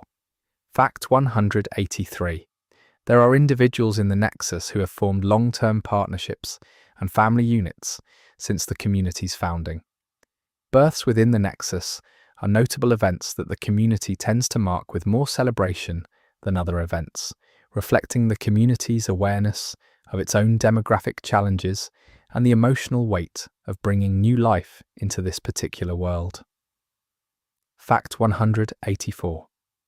The Nexus has developed some form of mental health support system, though it is rudimentary and heavily reliant on community members with pre-descent psychology or counselling backgrounds. The recognition that psychological health is a genuine community resource, not just a personal concern, is reflected in how the leadership discusses this issue and in how resources are allocated to support it. Fact 185. There is a specific challenge in the Nexus around the management of dangerous knowledge. Research into ARC technology produces information that has potential dual use, potentially enabling both better defense and potentially dangerous attempts to directly interface with or manipulate ARC systems.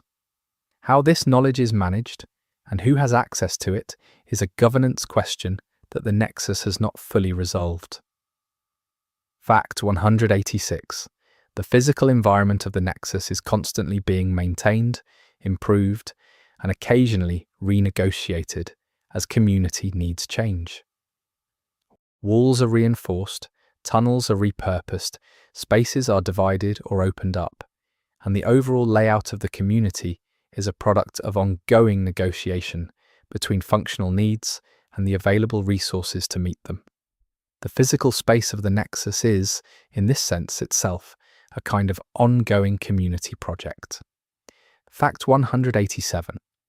There are people in the Nexus who maintain pre-descent professional identities, even when those identities do not directly apply to current life. Former doctors who now manage general health without the full resources of pre-descent medicine. Former engineers who adapt their expertise to underground infrastructure challenges that would have been unimaginable in their professional training. The persistence of professional identity in a world that has changed so fundamentally is one of the quieter human details in the game's world building. Fact 188. The Nexus's long-term planning function, whatever form it takes, has to operate under conditions of radical uncertainty. The ARC's behaviour may change. New arrivals may change community demographics and capabilities. Other survivor communities may become allies or threats. Resource availability may shift dramatically based on raider operational success. Planning under these conditions requires a particular kind of strategic thinking that accepts uncertainty rather than pretending it can be eliminated. Fact 189. The question of how the Nexus relates to pre-descent institutions and their authority is mostly resolved by necessity. Pre-descent governments, corporations, and legal frameworks do not function in any meaningful sense, and the Nexus operates on its own authority. But echoes of pre-descent institutional thinking appear in how the Nexus structures itself, how it handles property and rights, and how its leadership conceptualizes its own legitimacy. Fact 190. The Nexus maintains a small number of surface access points that are carefully concealed and secured. The security of these access points is considered critical, and their locations are not widely shared within the community. The possibility of ARC forces discovering and exploiting these access points is one of the community's ongoing security concerns, and protocols around access point use and maintenance are taken seriously. Fact 191. There is a particular quality to time in the Nexus that multiple NPCs reference. Without natural light cycles, without seasons, and with the constant pressure of survival concerns, time seems to move differently. Days blend together. Years have less definition than they did before. Some community members find this disconcerting, others have adapted to it, and a few describe it as one of the more unexpectedly comfortable aspects of underground life. Fact 192. The Nexus has not been without tragedy beyond the ongoing raider mortality. Disease outbreaks, structural accidents, and one documented major Ark incursion have all marked the community's history. These events are remembered and are part of the community's understanding of itself as a survivor group that has faced serious crises and continued to function. Fact 193. The relationship between the Nexus's scientific community and its operational community, the raiders, and the security function is important and occasionally tense. Scientists want access to field observations and recovered materials. Operational personnel want technical support and intelligence analysis. The negotiation of these mutual needs within the constraints of limited resources produces an ongoing institutional dialogue that shapes community priorities. Fact 194. The Nexus leadership's communication style with the general community is itself a piece of world building. How much is shared, how it is framed, and what is clearly being left unsaid are all observable in NPC dialogue and in official documents found in the game. This communication style reflects genuine governance choices about transparency, morale management, and the handling of sensitive information in a survival community context. Fact 195. There are things that the Nexus does not know about itself that would surprise its members if they knew. Gaps in the historical record from the early descent period, decisions made by early leadership that were not fully documented, circumstances around certain events that have been partially obscured by time, and the trauma of those early years. The Nexus, like any human community, has its own blind spots and unexamined assumptions. Fact 196. Community members who have been in the Nexus since its founding carry a specific weight of memory that newer members do not share. They remember what it was like before the community had its current form, when survival was a more immediate and less organised project. This founding memory is part of what makes the founder generation a distinct social group, and it creates a particular kind of authority that is neither official nor simply sentimental. Fact 197. The Nexus's relationship with humour is perhaps surprising. NPCs make jokes. There is a culture of dry wit around the shared absurdities of underground life. Dark humour in particular appears to be a coping mechanism that is broadly accepted and even celebrated in raider culture specifically. The persistence of humour in this context is one of the ways the game communicates that these are fully realised human beings rather than simply survival archetypes. Fact 198. There is a persistent tension in the Nexus between the impulse to plan for the very long term and the pressing demands of immediate survival. Resources devoted to long-term projects are resources not available for immediate needs. Resources devoted entirely to immediate needs produce no long-term capability development. Managing this tension is one of the defining challenges of Nexus governance, and one that the community has not fully resolved. Fact 199. The physical size of the Nexus is not precisely stated in any currently available law, but contextual clues suggest a population of several hundred to perhaps a few thousand. This is large enough to have genuine social complexity and institutional structure, but small enough that most community members know each other, at least by face or reputation. This scale has specific implications for community dynamics that the game's social world building reflects accurately. Fact 200. The Nexus is, in a very real sense, still becoming what it will be. It is not a finished society with established traditions and settled answers to its central questions. It is a community in the process of figuring itself out, and the game's lore captures this ongoing developmental quality in ways that make the Nexus feel genuinely alive rather than simply a static setting for gameplay. Chapter 5. Factions, Traders and Economy. Fact 201. The Nexus is home to several distinct factions or interest groups that operate with some degree of internal coherence, and sometimes in tension with each other. These factions are not always named or formally organized, but they represent genuinely different perspectives on how the community should function, what it should prioritize, and what the correct relationship with the Ark should be. Fact 202. Traders in the Ark Raiders world occupy a specific and somewhat ambiguous social position. They provide essential services by converting recovered surface items into usable goods and maintaining the flow of resources through the community. But they also profit from scarcity, and the ethical questions around trader pricing and practices are a genuine part of Nexus social discourse. Fact 203. The economy of the Nexus is not fully monetized.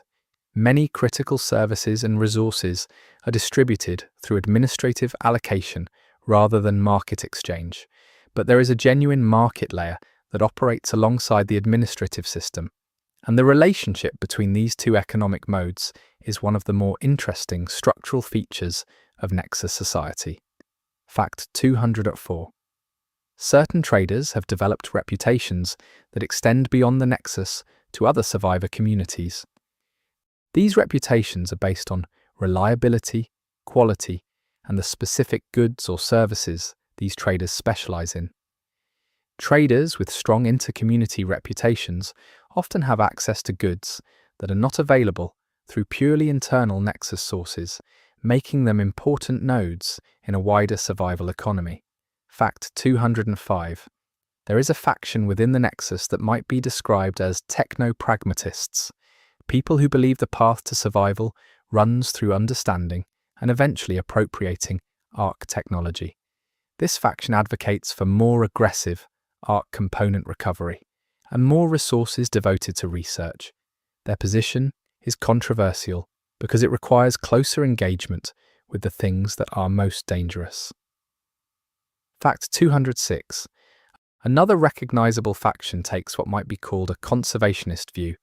These community members argue that the Nexus should minimize its surface footprint and Ark contact, building underground sustainability rather than relying on surface extraction. They believe that long-term safety lies in becoming as self-sufficient as possible and reducing dependence on the dangerous resource cycle that the current Raider model represents. Fact 207. A third perspective in Nexus factional politics focuses on inter-community relations.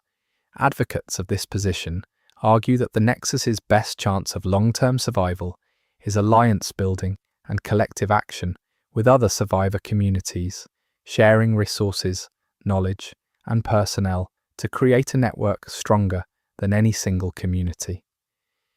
They are sometimes called the networkers in informal NPC dialogue. Fact 208. There are also individuals who resist easy factional categorization and who operate according to personal principles that do not align cleanly with any of the major community perspectives. These individuals are often among the most experienced and capable Nexus members, which makes their political independence both more valuable and more frustrating to factional leaders. Fact 209. The trade goods that move through the Nexus economy cover a wide range. Ark components, pre-descent technology, food supplements, medical supplies, clothing, materials for construction and repair, information, and services of various kinds all have value and are exchanged in various forms. The specific values assigned to different goods shift over time as conditions change, and following these shifts tells its own story about Nexus priorities. Fact 210. There are traders in the Nexus who specialize in Ark-derived materials specifically. These individuals have developed expertise in identifying, handling, and valuing the various components and materials that come from Ark units, and they form a specialized market segment that sits at the intersection of commercial and research interests. Fact 211. The relationship between the faction that advocates for Ark technology appropriation and the traders who deal in Ark materials is close but not simple. The traders are motivated primarily by commercial value, while the technology faction is motivated by strategic vision. Their interests align on the importance of ARC component recovery, but diverge on questions of how recovered materials should be prioritized and who should control them. Fact 212. Information is traded in the Nexus as surely as physical goods. Intelligence about ARC patrol patterns, information about surface routes and resource locations, knowledge of other survivor communities' situations, and technical information that has practical applications are all things people will trade for. This information economy is less formal than the physical goods market, but equally important. Fact 213. Some traders in the ARC Raiders world operate between communities rather than within a single one. These traveling traders face unique risks on the surface, but have access to goods from multiple communities that gives them a significant commercial advantage. They are also important as informal diplomatic channels and intelligence nodes, carrying information along with goods. Fact 214. There are craftspeople in the Nexus whose work is specifically valued not just for its functional quality, but for its aesthetic quality. People who make things that are beautiful, as well as useful, have a specific place in the underground economy, where the psychological value of beauty is well understood, even if it is not always easy to justify in purely practical terms. Fact 215. The concept of ownership in the Nexus is complicated by the fact that almost everything in the community is in some sense a communal resource. The question of what a raider owns personally versus what belongs to the community is handled by informal norms that are not always fully consistent. The goods a raider recovers, what portion is personal and what portion is community, is one of the persistent negotiating points in the relationship between raiders and Nexus administration. Fact 216. There are people in the Nexus who act as brokers, facilitating exchanges between parties who have goods or services to trade, but who may not know each other or may not be in a position to negotiate directly. The broker role is a specific occupational niche that requires social capital and a reputation for reliability, and established brokers are considered community members of some importance. Fact 217. The question of who has access to what in the Nexus is partly answered by formal administrative decisions and partly by the informal social economy. The gap between official allocation and what people actually have access to is bridged by the unofficial trading layer, which means that the true distribution of resources in the Nexus is always somewhat different from what the official records show. Fact 218. There are specific goods that are treated as prestige items in the Nexus economy, things that confer status on their possessors beyond their practical utility. The exact composition of this prestige category shifts over time, but it consistently includes things that are scarce, that require skill or danger to obtain, and that represent a connection to either the pre-descent world or to significant operational achievements. Fact 219. The relationship between scarcity and social dynamics in the Nexus is carefully drawn in the game's lore. Scarcity creates both the cooperative behaviours that have kept the community alive and the competitive behaviours that create its internal tensions. The community's ability to manage the competition without destroying the cooperation is one of the central ongoing challenges of Nexus life. Fact 220. Some Nexus traders maintain relationships with specific raiders as preferred suppliers or customers. These relationships involve preferential pricing, advance notification of specific wanted items, and in some cases information sharing that has value for both parties. These relationships are another layer of the informal social economy that operates alongside and sometimes through the official community structures. Fact 221. The ARC Raiders lore includes references to a grey market within the Nexus, not in the sense of dramatic criminal enterprise, but in the sense of transactions conducted outside official oversight systems for reasons that range from avoiding administrative fees to obtaining items that would not be officially sanctioned. The existence of this parallel economy is acknowledged by Nexus officials as a management challenge rather than a crisis. Fact 222. Certain skill sets have become so valuable in the Nexus economy that their possessors operate at a significant advantage regardless of other social factors. Expertise in ARC technology, advanced medical skills, and engineering capability for certain types of critical infrastructure are among the most economically powerful skill sets in the community, and people who possess them are aware of this leverage. Fact 223. The Nexus has something like a professional services sector, people who provide services rather than goods, and who are compensated through the exchange economy. Medical services, psychological support, education, entertainment, and legal consultation, based on adapted pre-descent practice, are all present in some form, and the existence of these services suggests a community sophisticated enough to value expertise beyond the immediate demands of survival. Fact 224. Inter-community trade routes in the Ark Raiders world are precarious. The surface is dangerous, and the people who operate these routes face Ark threat alongside the logistical challenges of moving goods in a world with minimal transportation infrastructure. The traders who operate these routes are a distinct subgroup with their own culture, skills, and social position in the communities they serve. Fact 225. The Nexus factional landscape is not static. Alliances between factions form and dissolve over specific policy questions. Individual members shift their alignments as circumstances change, and the factions themselves evolve as their membership changes and as the community's overall situation develops. The political dynamics of the Nexus in the game's lore are, in this sense, genuinely alive rather than settled. Fact 226. There is a faction-adjacent group within the Nexus that focuses specifically on historical preservation, maintaining the record of what the world was before the descent and what has happened since. These people argue that knowing the community's own history is essential to making good decisions about its future. They sometimes come into conflict with more pragmatically focused community members who question the resource allocation for preservation work. Fact 227. The relationship between raiders and the faction that advocates for minimizing surface contact is inherently tense.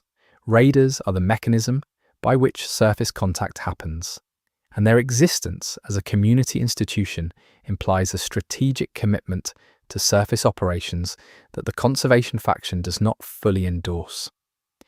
This tension surfaces in policy debates about raider mission frequency, scope, and risk tolerance. Fact 228. Some traders in the Nexus have developed what function as brand reputations.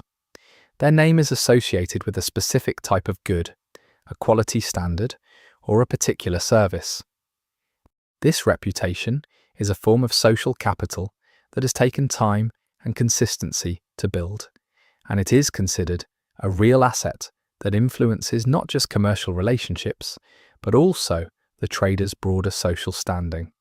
Fact 229. The economic and factional landscape of the Nexus reflects a broader truth about post-descent survivor communities in the game's world. The basic questions of how to survive, who makes decisions, how resources are allocated, and what the community ultimately exists to achieve are questions every survivor community faces, and the answers different communities have arrived at reflect different histories, different resources, and different leadership. Fact 230. One of the more specific factional debates in the Nexus involves the question of whether and how to use recovered ARC components to build offensive capability. Some community members want to develop ARC-derived weapons. Others believe this would be provocative to ARC forces in ways that would endanger the community. The technical challenges of actually doing it are significant, but the political challenge of deciding whether to do it may be greater. Fact 231. The Nexus's administrative faction, if it can be called that, the people who believe in strong centralized management of community resources, is in ongoing tension with a more autonomy-leaning group that believes individual and team discretion produces better outcomes. This fundamental political divide around the degree of centralization appropriate for a survival community is one of the most persistent themes in Nexus governance discourse. Fact 232. Wealth in the Nexus does not translate into physical space as directly as it did in pre-descent society. Having more resources does not automatically mean having significantly more physical comfort, because the physical infrastructure of the community is relatively uniform. Wealth translates more into access, into being able to obtain specific items, services, or information that others cannot easily get, and into the social relationships that flow from being in a position to do favors and offer advantages. Fact 233.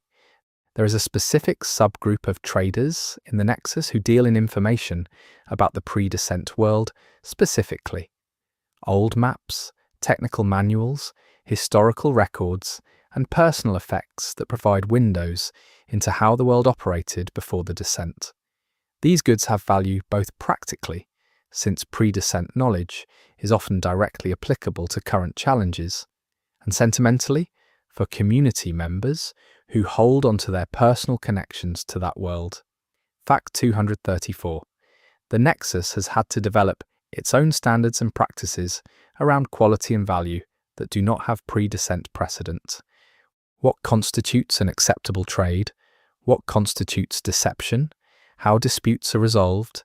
And what obligations flow from different types of agreements are all questions the community has worked out through practice and accumulated social understanding rather than any codified legal framework. Fact 235. The factional dynamics of the Nexus are one of the primary sources of the community's resilience, as well as its tensions. Different factions advocate for different approaches, which means that when one approach proves inadequate, there are always other perspectives ready to be tried. The community's pluralism, messy and tension-filled as it is arguably what keeps it adaptive. Fact 236. There are traders in the game who provide services specifically oriented to raiders, equipment maintenance, mission planning support, intelligence briefings, and specialized gear. These trader-raider service relationships are distinct from the general community economy and constitute a specialized sector of their own. The people who operate in this space have deep knowledge of raider operational needs and have built their businesses around meeting them. Fact 237. The question of how the Nexus economy will develop over the longer term is one of the more open-ended threads in the game's world building. Will it become more market-oriented as the community stabilizes? Will administrative allocation remain dominant? Will external relationships with other communities create new economic dynamics? These questions are not answered by current law, but are clearly on the minds of NPC characters who think about the community's future. Fact 238. One specific tension in the Nexus economy involves the difference between what raiders are compensated and what they contribute. The argument that raiders are undercompensated for the risks they take is one that several raiders and their advocates make explicitly. The counter-argument that raiders already receive disproportionate resource access is equally explicit in NPC dialogue. This debate reflects genuine economic and ethical complexity that the game does not try to resolve cleanly. Fact 239. The Arc Raiders game includes NPCs who are effectively Nexus economists or resource managers, people whose role is to track the flow of goods and services through the community and make recommendations about allocation. Their dialogue reflects an awareness of the community's economic dynamics that is more sophisticated than pure survival calculation, suggesting that the Nexus has reached a level of organizational complexity where managing complexity is itself a full-time job. Fact 240. The overall picture of Nexus factional and economic life that emerges from the game's lore is of a community that is genuinely struggling with the same problems all communities struggle with: questions of fairness, authority, incentive, and collective versus individual interest, under conditions that are more extreme than anything pre-descent society had to manage. The familiarity of these problems in an unfamiliar context is one of the things that makes the game's world feel genuinely inhabited. Fact 241. The Nexus has traders who focus specifically on medical goods, which constitute one of the most sensitive and high-stakes segments of the community economy. The ethical questions around pricing essential medical supplies in a survival community are explicitly raised in NPC dialogue and have not been fully resolved by Nexus governance. Some medical goods are under administrative allocation, while others exist in the free market, and the line between these categories is not consistently drawn. Fact 242. There are references in the lore to a group sometimes called the Isolationists, community members who believe the Nexus should have no significant contact with outside communities or the surface beyond absolute minimum necessity. This position is a minority one, but not a fringe one. The people who hold it are often people who have experienced significant trauma related to surface operations or outside contact, and their perspective, while limiting, reflects a real set of experiences and fears. Fact 243. The game's factions are not drawn as simply good or simply wrong. Each has a perspective that makes sense given a particular set of priorities and experiences. The techno-pragmatists are taking real risks for potentially transformative gains. The conservationists are avoiding real dangers at the cost of potential resources. The networkers are building real alliances at the cost of potential vulnerability. The game invites engagement with the complexity of these positions rather than asking the player to simply pick a side. Fact 244. The Nexus's economic interactions with other communities are not simply about goods. They are also about intelligence, trust, and the negotiation of shared norms. When the Nexus trades with another community, it is entering a relationship that has implications beyond the specific transaction, and the management of these inter-community economic relationships is inseparable from the management of inter-community political relationships. Fact 245. There is a specific item category in the Nexus economy that might be called institutional goods, things that do not belong to any individual but to the community as a whole, and that are managed by the Nexus administration on behalf of the community. Critical equipment, key archive materials, and certain production facilities fall into this category. The management of institutional goods is one of the more significant exercises of administrative authority in the Nexus. Fact 246. The social prestige of being a successful trader in the Nexus is real, but comes with specific costs. Traders are sometimes viewed with suspicion as people who profit from others' needs. They are also sometimes resented by raiders, who feel that the value of what they recover is not adequately reflected in what they receive in exchange. Managing these social perceptions while maintaining commercially viable operations requires social intelligence alongside commercial skill. Fact 247. There are goods in the Nexus economy that are clearly associated with specific factions, items that signal factional affiliation in the way that certain clothing or accessories signaled social affiliation in pre-descent society. These factional markers are subtle and not always obvious to outside observers, but within the Nexus community, they are understood and carry social meaning. Fact 248. The economic impact of raider casualties is significant and is tracked by Nexus resource managers. Each raider death represents not just a personal loss, but a loss of productive capacity, of specialized knowledge, of training investment, and of social capital. This economic framing of raider casualties coexists with the community's emotional and cultural responses to them, and the tension between these framings is something that NPC dialogue occasionally reflects. Fact 249. The Nexus has had to work out informal norms around the trade of pre-descent luxury items. These items have sentimental value, potential trade value with outsiders who might desire them, and sometimes practical value in ways that are not immediately obvious. How these items are valued and by whom they are held reflects interesting aspects of Nexus culture and economic thinking. Fact 250. The factional and economic complexity of the Nexus, taken together, suggests a community that has moved beyond pure survival mode into something more recognizable as a functioning society. The problems it faces are not just the problems of survival, but the problems of any human community trying to organize itself equitably and effectively.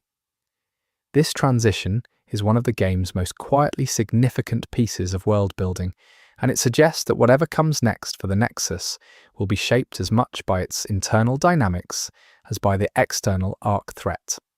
Chapter 6. The Machines in Detail. Fact 251. The basic ground unit of the Ark forces, sometimes called a drone or crawler by raiders, is described in multiple NPC accounts as being surprisingly fast for its apparent mass. Its movement pattern is low and horizontal, presenting a reduced profile compared to an upright human, which gives it a tactical advantage in many of the ruined environments where surface encounters take place. Fact 252. There is a class of Ark unit that appears to serve a heavy assault role, units that are significantly larger and more heavily armed than the baseline type. These units are encountered less frequently, but represent significantly higher threat levels. Nexus operational doctrine notes recommend that engagement with these units be avoided unless absolutely necessary, and when engagement is unavoidable, it should be coordinated across multiple raiders. Fact 253. Flying Ark units present particular tactical challenges for raider teams. Their mobility, their ability to observe from elevated positions, and their capacity to cover ground rapidly make them dangerous in ways that ground units are not. Raiders have developed specific protocols for dealing with air-capable Ark units, including the use of cover, rapid movement, and targeted engagement under specific conditions. Fact 254. The sensory capabilities of different Ark unit types appear to have been designed with different operational environments in mind. Some units have sensory systems that perform particularly well in open terrain with long sightlines. Others appear better adapted to complex built environments, with sensor configurations that handle obstructed sightlines more effectively. This variety points toward a designed multi-environment capability within the Ark force. Fact 255. Ark units appear to have a specific response to sustained gunfire. After extended engagement, some Ark types alter their behavior in ways that suggest they are adapting to the tactics being used against them. Whether this adaptation is genuine in-unit learning or a fixed behavioral response to certain stimuli is not established, but the practical effect is that the same approach does not always work the same way in extended engagements. Fact 256. The heaviest Ark units documented in Nexus research notes are described as capable of significantly altering the physical environment. They clear obstacles, create firing positions, and reshape terrain in ways that serve Ark operational objectives. The ability to modify the environment is a capability that no pre-descent autonomous system possessed at this scale, and it is one of the more alarming aspects of the Ark's advanced development level. Fact 257. Nexus researchers have identified what they believe is a hierarchy within Ark forces based on observable behavioral patterns. Certain units appear to direct others, adjusting group behavior in response to tactical situations. When these apparent command units are present, Ark group behavior is noticeably more coordinated. When they are absent or destroyed, the remaining units continue to function, but with reduced coordination. Fact 258. The weapons systems of ARC units vary significantly by unit type. Some units use directed energy weapons of various intensities. Others use physical projectiles that appear to be composed of ARC-specific materials. Some use blunt force or close-range mechanisms rather than ranged weapons. This variety suggests that different ARC unit types were designed for different tactical functions rather than being general-purpose combat units. Fact 259. ARC unit chassis, the physical structure and casing of the machines, appears to be designed to minimize certain types of damage while accepting others. Some ARC types show extreme resistance to ballistic damage while being more vulnerable to thermal or electrical attack. Others show the opposite pattern. Nexus training materials note that this variability means raiders need to carry diverse toolkit approaches rather than relying on a single engagement method. Fact 260. The apparent absence of any pain response in ARC units is something that multiple raider accounts reference. ARC units continue to function after taking significant damage without any behavioral indication of distress. They do not hesitate, they do not flinch, they do not protect damaged components in the way a biological organism would protect an injury. This behavioral quality makes ARC units psychologically distinctive to engage, and some raiders report that this absence is one of the more unsettling aspects of ARC combat. Fact 261. There is a specific ARC unit type that is described in Nexus Intelligence as particularly dangerous, not because of its direct combat capability, but because of its tactical support function. This unit appears to enhance the capabilities of nearby ARC units in some way, perhaps through improved shared situational awareness, communications relay, or some other coordination mechanism. Destroying these support units in an engagement is considered a high priority precisely because of this multiplicative effect. Fact 262. ARC unit fire patterns suggest a significant degree of ballistic intelligence. Their projectiles and directed energy attacks show evidence of predictive aiming rather than purely reactive shooting. They appear to anticipate target movement and aim for where a target will be rather than where it currently is. This capability means that the evasion strategies effective against less sophisticated weapon systems are less reliable against ARC units. Fact 263. The ARC unit types designated in Nexus research as heavy or capital units are the ones that appeared in initial descent waves and were responsible for the most significant structural damage to pre-descent infrastructure. Some of these very large units have apparently remained continuously active since the descent, representing years of sustained operation without apparent degradation. Their ongoing presence in certain areas is treated as a major strategic obstacle by Nexus planning. Fact 264. ARC units do not experience anything that functions as morale or social cohesion in the way that human military forces do. They do not encourage each other, support each other in any observable way, or show any behavioral change in response to high casualty rates among their own units. The loss of numerous ARC units in an engagement does not cause surviving units to disengage or behave more cautiously. They simply continue pursuing their current objective with whatever resources remain. Fact 265. There is a type of ARC unit described in Nexus documents as having a particularly advanced stealth capability. These units generate minimal acoustic, thermal, and electromagnetic signatures and are capable of approaching raider positions without triggering the standard detection indicators that raiders rely on. Intelligence about the existence of these units is considered critical operational information, and any raider who encounters one is expected to file a detailed report as a priority. Fact 266.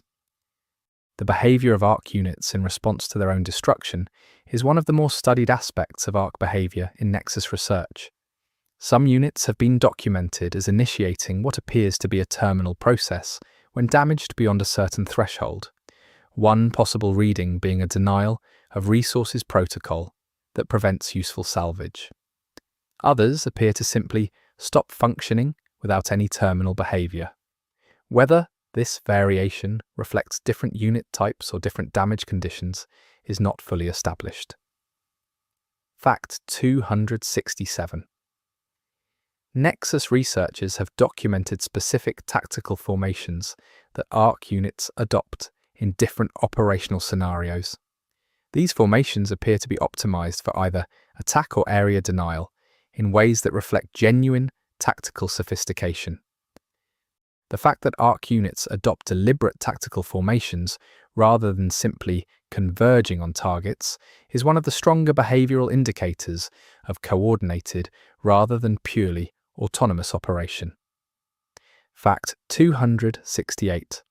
ARC units of the flying type appear to operate within specific altitude ranges that vary by unit type. Some operate very close to the ground, while others operate at higher elevations. This altitude specialization suggests that different flying unit types fill different roles in the ARC force structure, with some serving as ground support and others as longer-range observation or area coverage. Fact 269. The interaction between different ARC unit types in a mixed group is one of the more complex behaviors that Nexus researchers study. Different types appear to coordinate in ways that suggest deliberate combined capability, with units using their respective strengths in complementary ways. Ground units provide close-in capability, while flying units provide observation. Heavy units provide breakthrough capability, while lighter units cover flanks. This doctrinal sophistication is a serious tactical concern. Fact 270. There is some evidence in Nexus research data that ARC unit behavior has changed over time since the descent. Certain behavioral patterns that raiders report from recent encounters differ from patterns documented in early post-descent records. Whether this represents ARC units adapting to human tactical responses, new unit types being deployed, or changes in the overall ARC directive is not clear, but the change itself is considered significant. Fact 271. The physical sounds of different ARC unit types have been catalogued by Nexus Intelligence with sufficient detail that experienced raiders can identify unit types by acoustic signature alone in many cases. This acoustic intelligence is considered practically valuable and is included in raider pre-deployment briefings for areas with known ARC presence. The specific acoustic characteristics that distinguish different ARC types are treated as operationally sensitive information. Fact 272. ARC units have been observed displaying what might be described as patience. In situations where a raider team has successfully concealed itself, ARC units have been documented waiting and searching, rather than moving on after a brief search. This patience in search behavior is one of the behavioral qualities that makes ARC units particularly dangerous when they suspect human presence but have not yet confirmed it. Fact 273. The specific materials used in different ARC unit types vary in ways that Nexus researchers find difficult to fully systematize.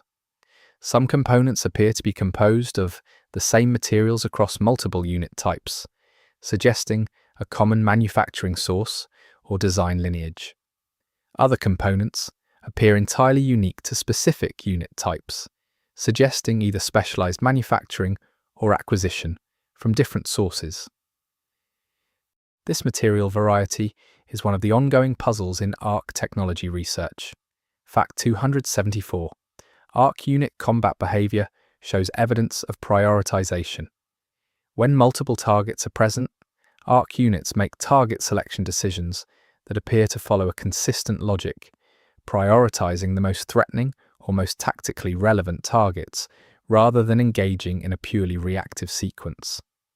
What specifically ARC units assess as most threatening is something Nexus researchers are trying to reverse engineer from observed target selection patterns. Fact 275. The ARC unit category that Nexus researchers designate as Sentinel types appears to function primarily as long-term area guardians rather than active patrol or attack units. These units occupy strategic positions and respond to stimuli within their designated area with high reliability. Their presence in certain areas appears to be permanent in the sense that they are continuously maintained there. Dealing with Sentinel types requires a different tactical approach than dealing with patrol types because they cannot be avoided through timing alone. Fact 276. There are ARC units that appear specifically designed for subterranean operation. References in Nexus intelligence to ARC units encountered in former mineshafts, tunnels, and below-ground industrial facilities suggest that the ARC have some capability below the surface as well as above. The implications of this for Nexus security are significant and are a source of ongoing concern in Nexus strategic planning. Fact 277. The tactical range of different ARC unit weapon systems has been measured by Nexus research as accurately as possible, given the constraints of field observation. This range data is incorporated into Raider training materials and affects how Raiders approach ARC-occupied areas in terms of engagement distance and concealment requirements. Understanding the limits of ARC weapon range is one of the practical pieces of knowledge that separates survivable encounters from fatal ones. Fact 278. ARC units appear to have a specific response to certain types of terrain. In some environments, particularly ones with complex multi-level architecture, ARC ground units show behavioral adaptations that are less effective than in open terrain. Apparently because their systems are somewhat less optimized for this type of environment, Raiders have learned to exploit this relative disadvantage where possible. Fact 279. The heaviest class of ARC units encountered in the game's playable areas are not necessarily the heaviest units in the ARC's overall force structure. Lore references suggest the existence of even larger ARC entities that have not been directly observed, but whose existence is inferred from evidence, including the scale of certain impact sites and certain behaviors of known ARC units that appear to be responding to direction from something not directly visible. Fact 280. ARC units have what might be described as a reactivation sequence.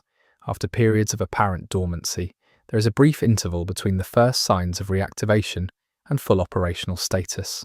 Experienced Raiders have learned to recognize the early signs of this sequence and understand that this interval, while brief, represents the best opportunity to either disengage or to take an action before the unit reaches full capability. Fact 281. The way ARC units handle obstacles varies by unit type and obstacle type. Some ARC units are capable of climbing surfaces that would be significant barriers to human movement. Others appear to either go around obstacles or to clear them using their manipulation capabilities. This variance affects how Raiders use terrain for protection and how they plan routes through ARC-occupied areas. Fact 282. ARC unit behavior shows a distinction between what might be called alert states.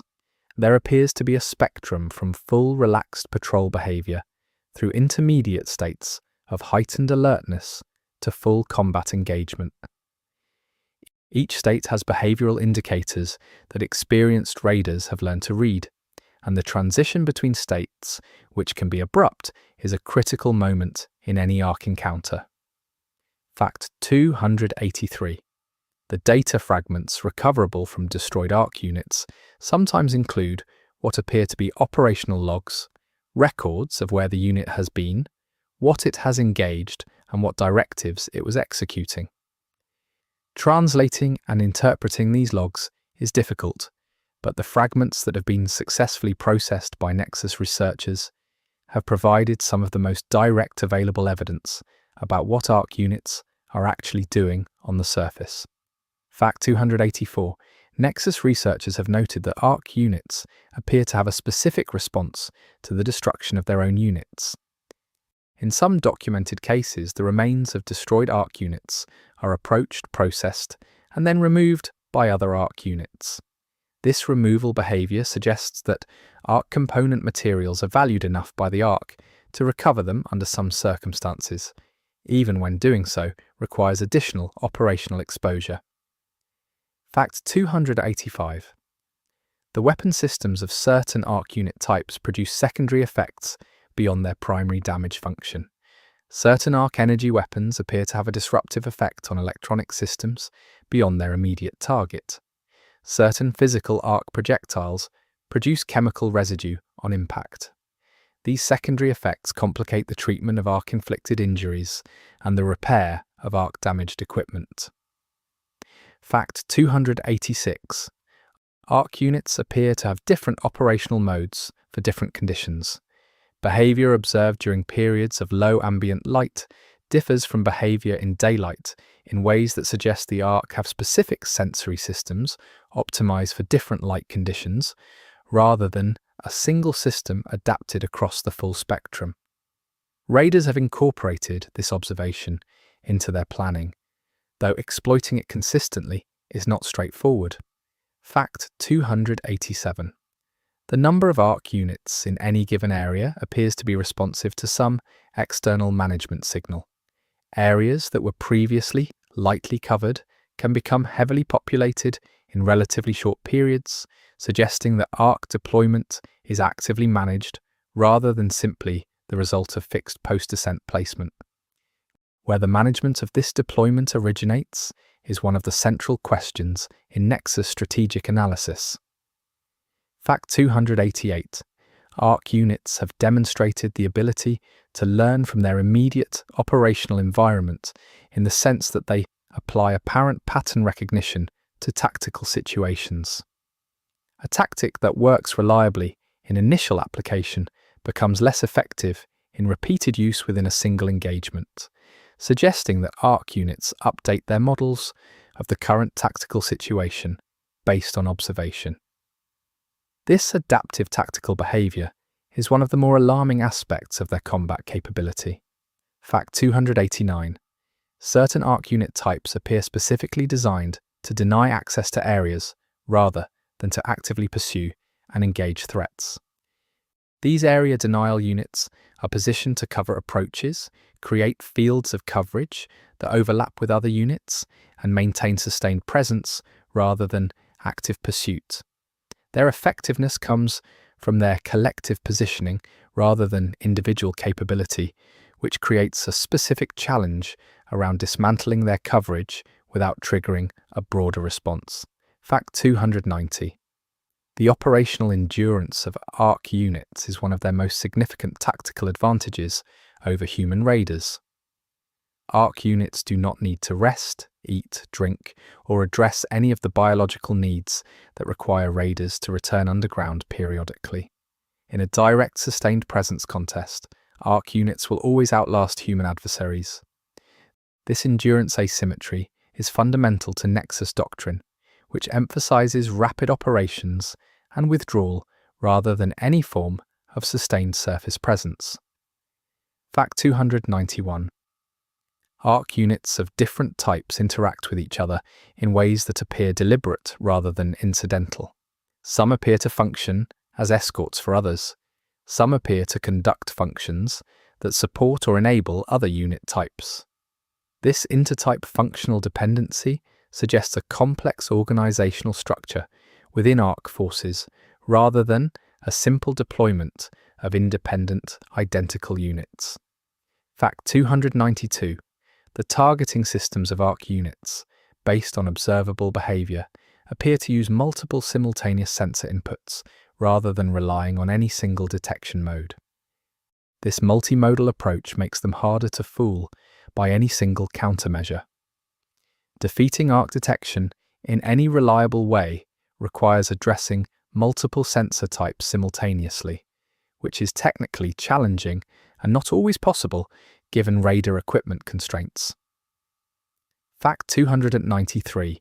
ARC units in transit, moving from one area to another in ways that appear purposeful rather than patrol-oriented, have been observed following specific routes that suggest predefined pathways.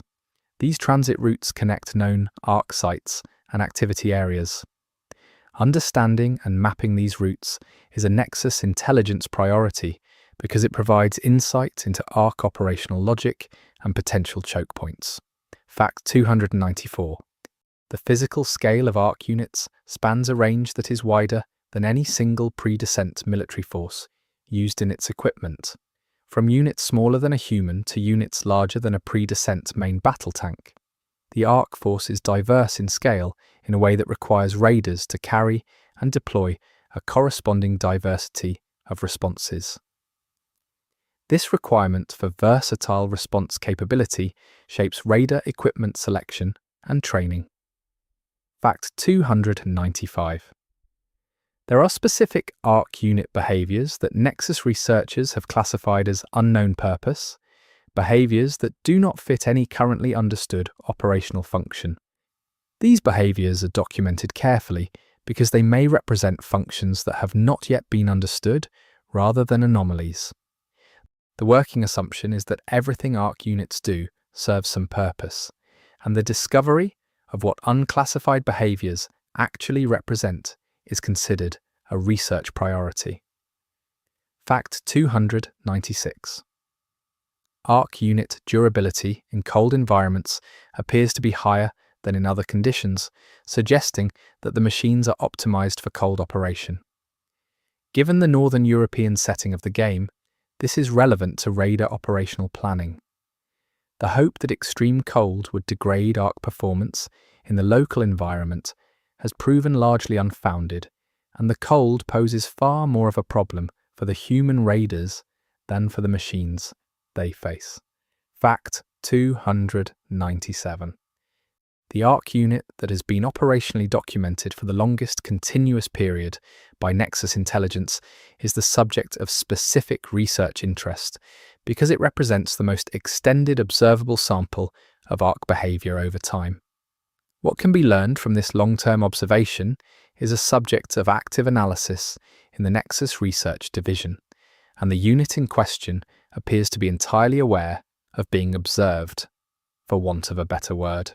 Fact 298. Some ARC units appear to serve as mobile platforms for other, smaller ARC units. These carrier units deploy smaller units from themselves under certain conditions, creating a tactical dynamic where destroying the carrier is important not just to eliminate the unit itself, but to prevent it from deploying additional forces. This carrier behavior adds another layer of complexity to ARC tactical engagement. Fact 299. Nexus researchers have noted that ARC units show specific behavioral changes in areas with high ARC structure density, that is, in the areas most developed by ARC activity. In these areas, units appear more relaxed in their patrol behavior, as if operating in a recognized secure zone rather than contested territory. This difference in behavioral posture between ARC-developed and undeveloped areas is one of the indicators that ARC behavior is sensitive to environmental context in ways that have tactical relevance. Fact 300. The overall picture of ARC units that emerges from all available Nexus research and radar observation is of a force that is sophisticated, adaptive, and operating according to a coherent but not fully understood directive. They are not simply machines carrying out a fixed program.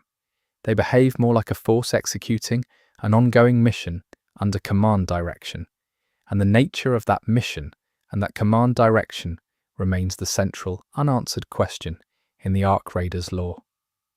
Chapter 7. Hidden Lore, Mysteries and Theories. Fact 301.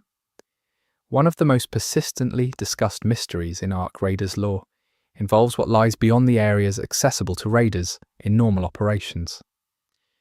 The lore suggests that ARC presence is not uniform across all geography, and that there are areas with dramatically different ARC configurations that the Nexus has only the most fragmentary information about. What those areas look like and what the ARC is doing there is one of the most active areas of speculation in the community. Fact 302. There are references in the game to research conducted before the descent on what might have been early signs of the Ark threat. Documents in pre-descent scientific facilities describe anomalous readings and unexplained observations that, read in retrospect, might have been early evidence of Ark activity or presence. Whether this potential evidence was recognized at the time, reported, acted upon, or suppressed is not clear from the current state of the law. Fact 303. The specific objectives the Ark are working toward on Earth's surface remain unknown within the game's story. But the pattern of their activity, the resource collection, the environmental modification, the sustained and deliberate presence, points towards something large-scale and long-term. Theories about what this objective might be range from planetary processing for resource extraction to preparation for something else entirely. The game currently provides enough data to speculate and not enough to conclude. Fact 304. There are anomalous areas in the game's maps that do not fit neatly into the expected Ark presence patterns. These areas have unusual Ark configurations, unusual environmental characteristics, or unusual combinations of features that set them apart from the normal operational environment. Nexus researchers treat these anomalous areas with particular interest, and the law suggests that they may hold information relevant to the central mysteries of the Ark's origin and objectives. Fact 305. The question of whether there is any human agency within or behind the Ark forces is never fully closed in the game's lore. The evidence that could support a human connection to the Ark, design overlaps, deployment intelligence that implies prior knowledge of human infrastructure, materials that have partial matches in pre-descent databases, is real. So is the evidence against a simple human explanation. The game holds this ambiguity deliberately. Fact 306. Some NPC characters in the Nexus appear to know more about the Ark's origin or nature than they openly share. Their dialogue contains references that suggest deeper knowledge alongside a deliberate choice not to disclose it. Whether this represents protective information management, personal uncertainty, or something more concerning is not clear from currently available lore.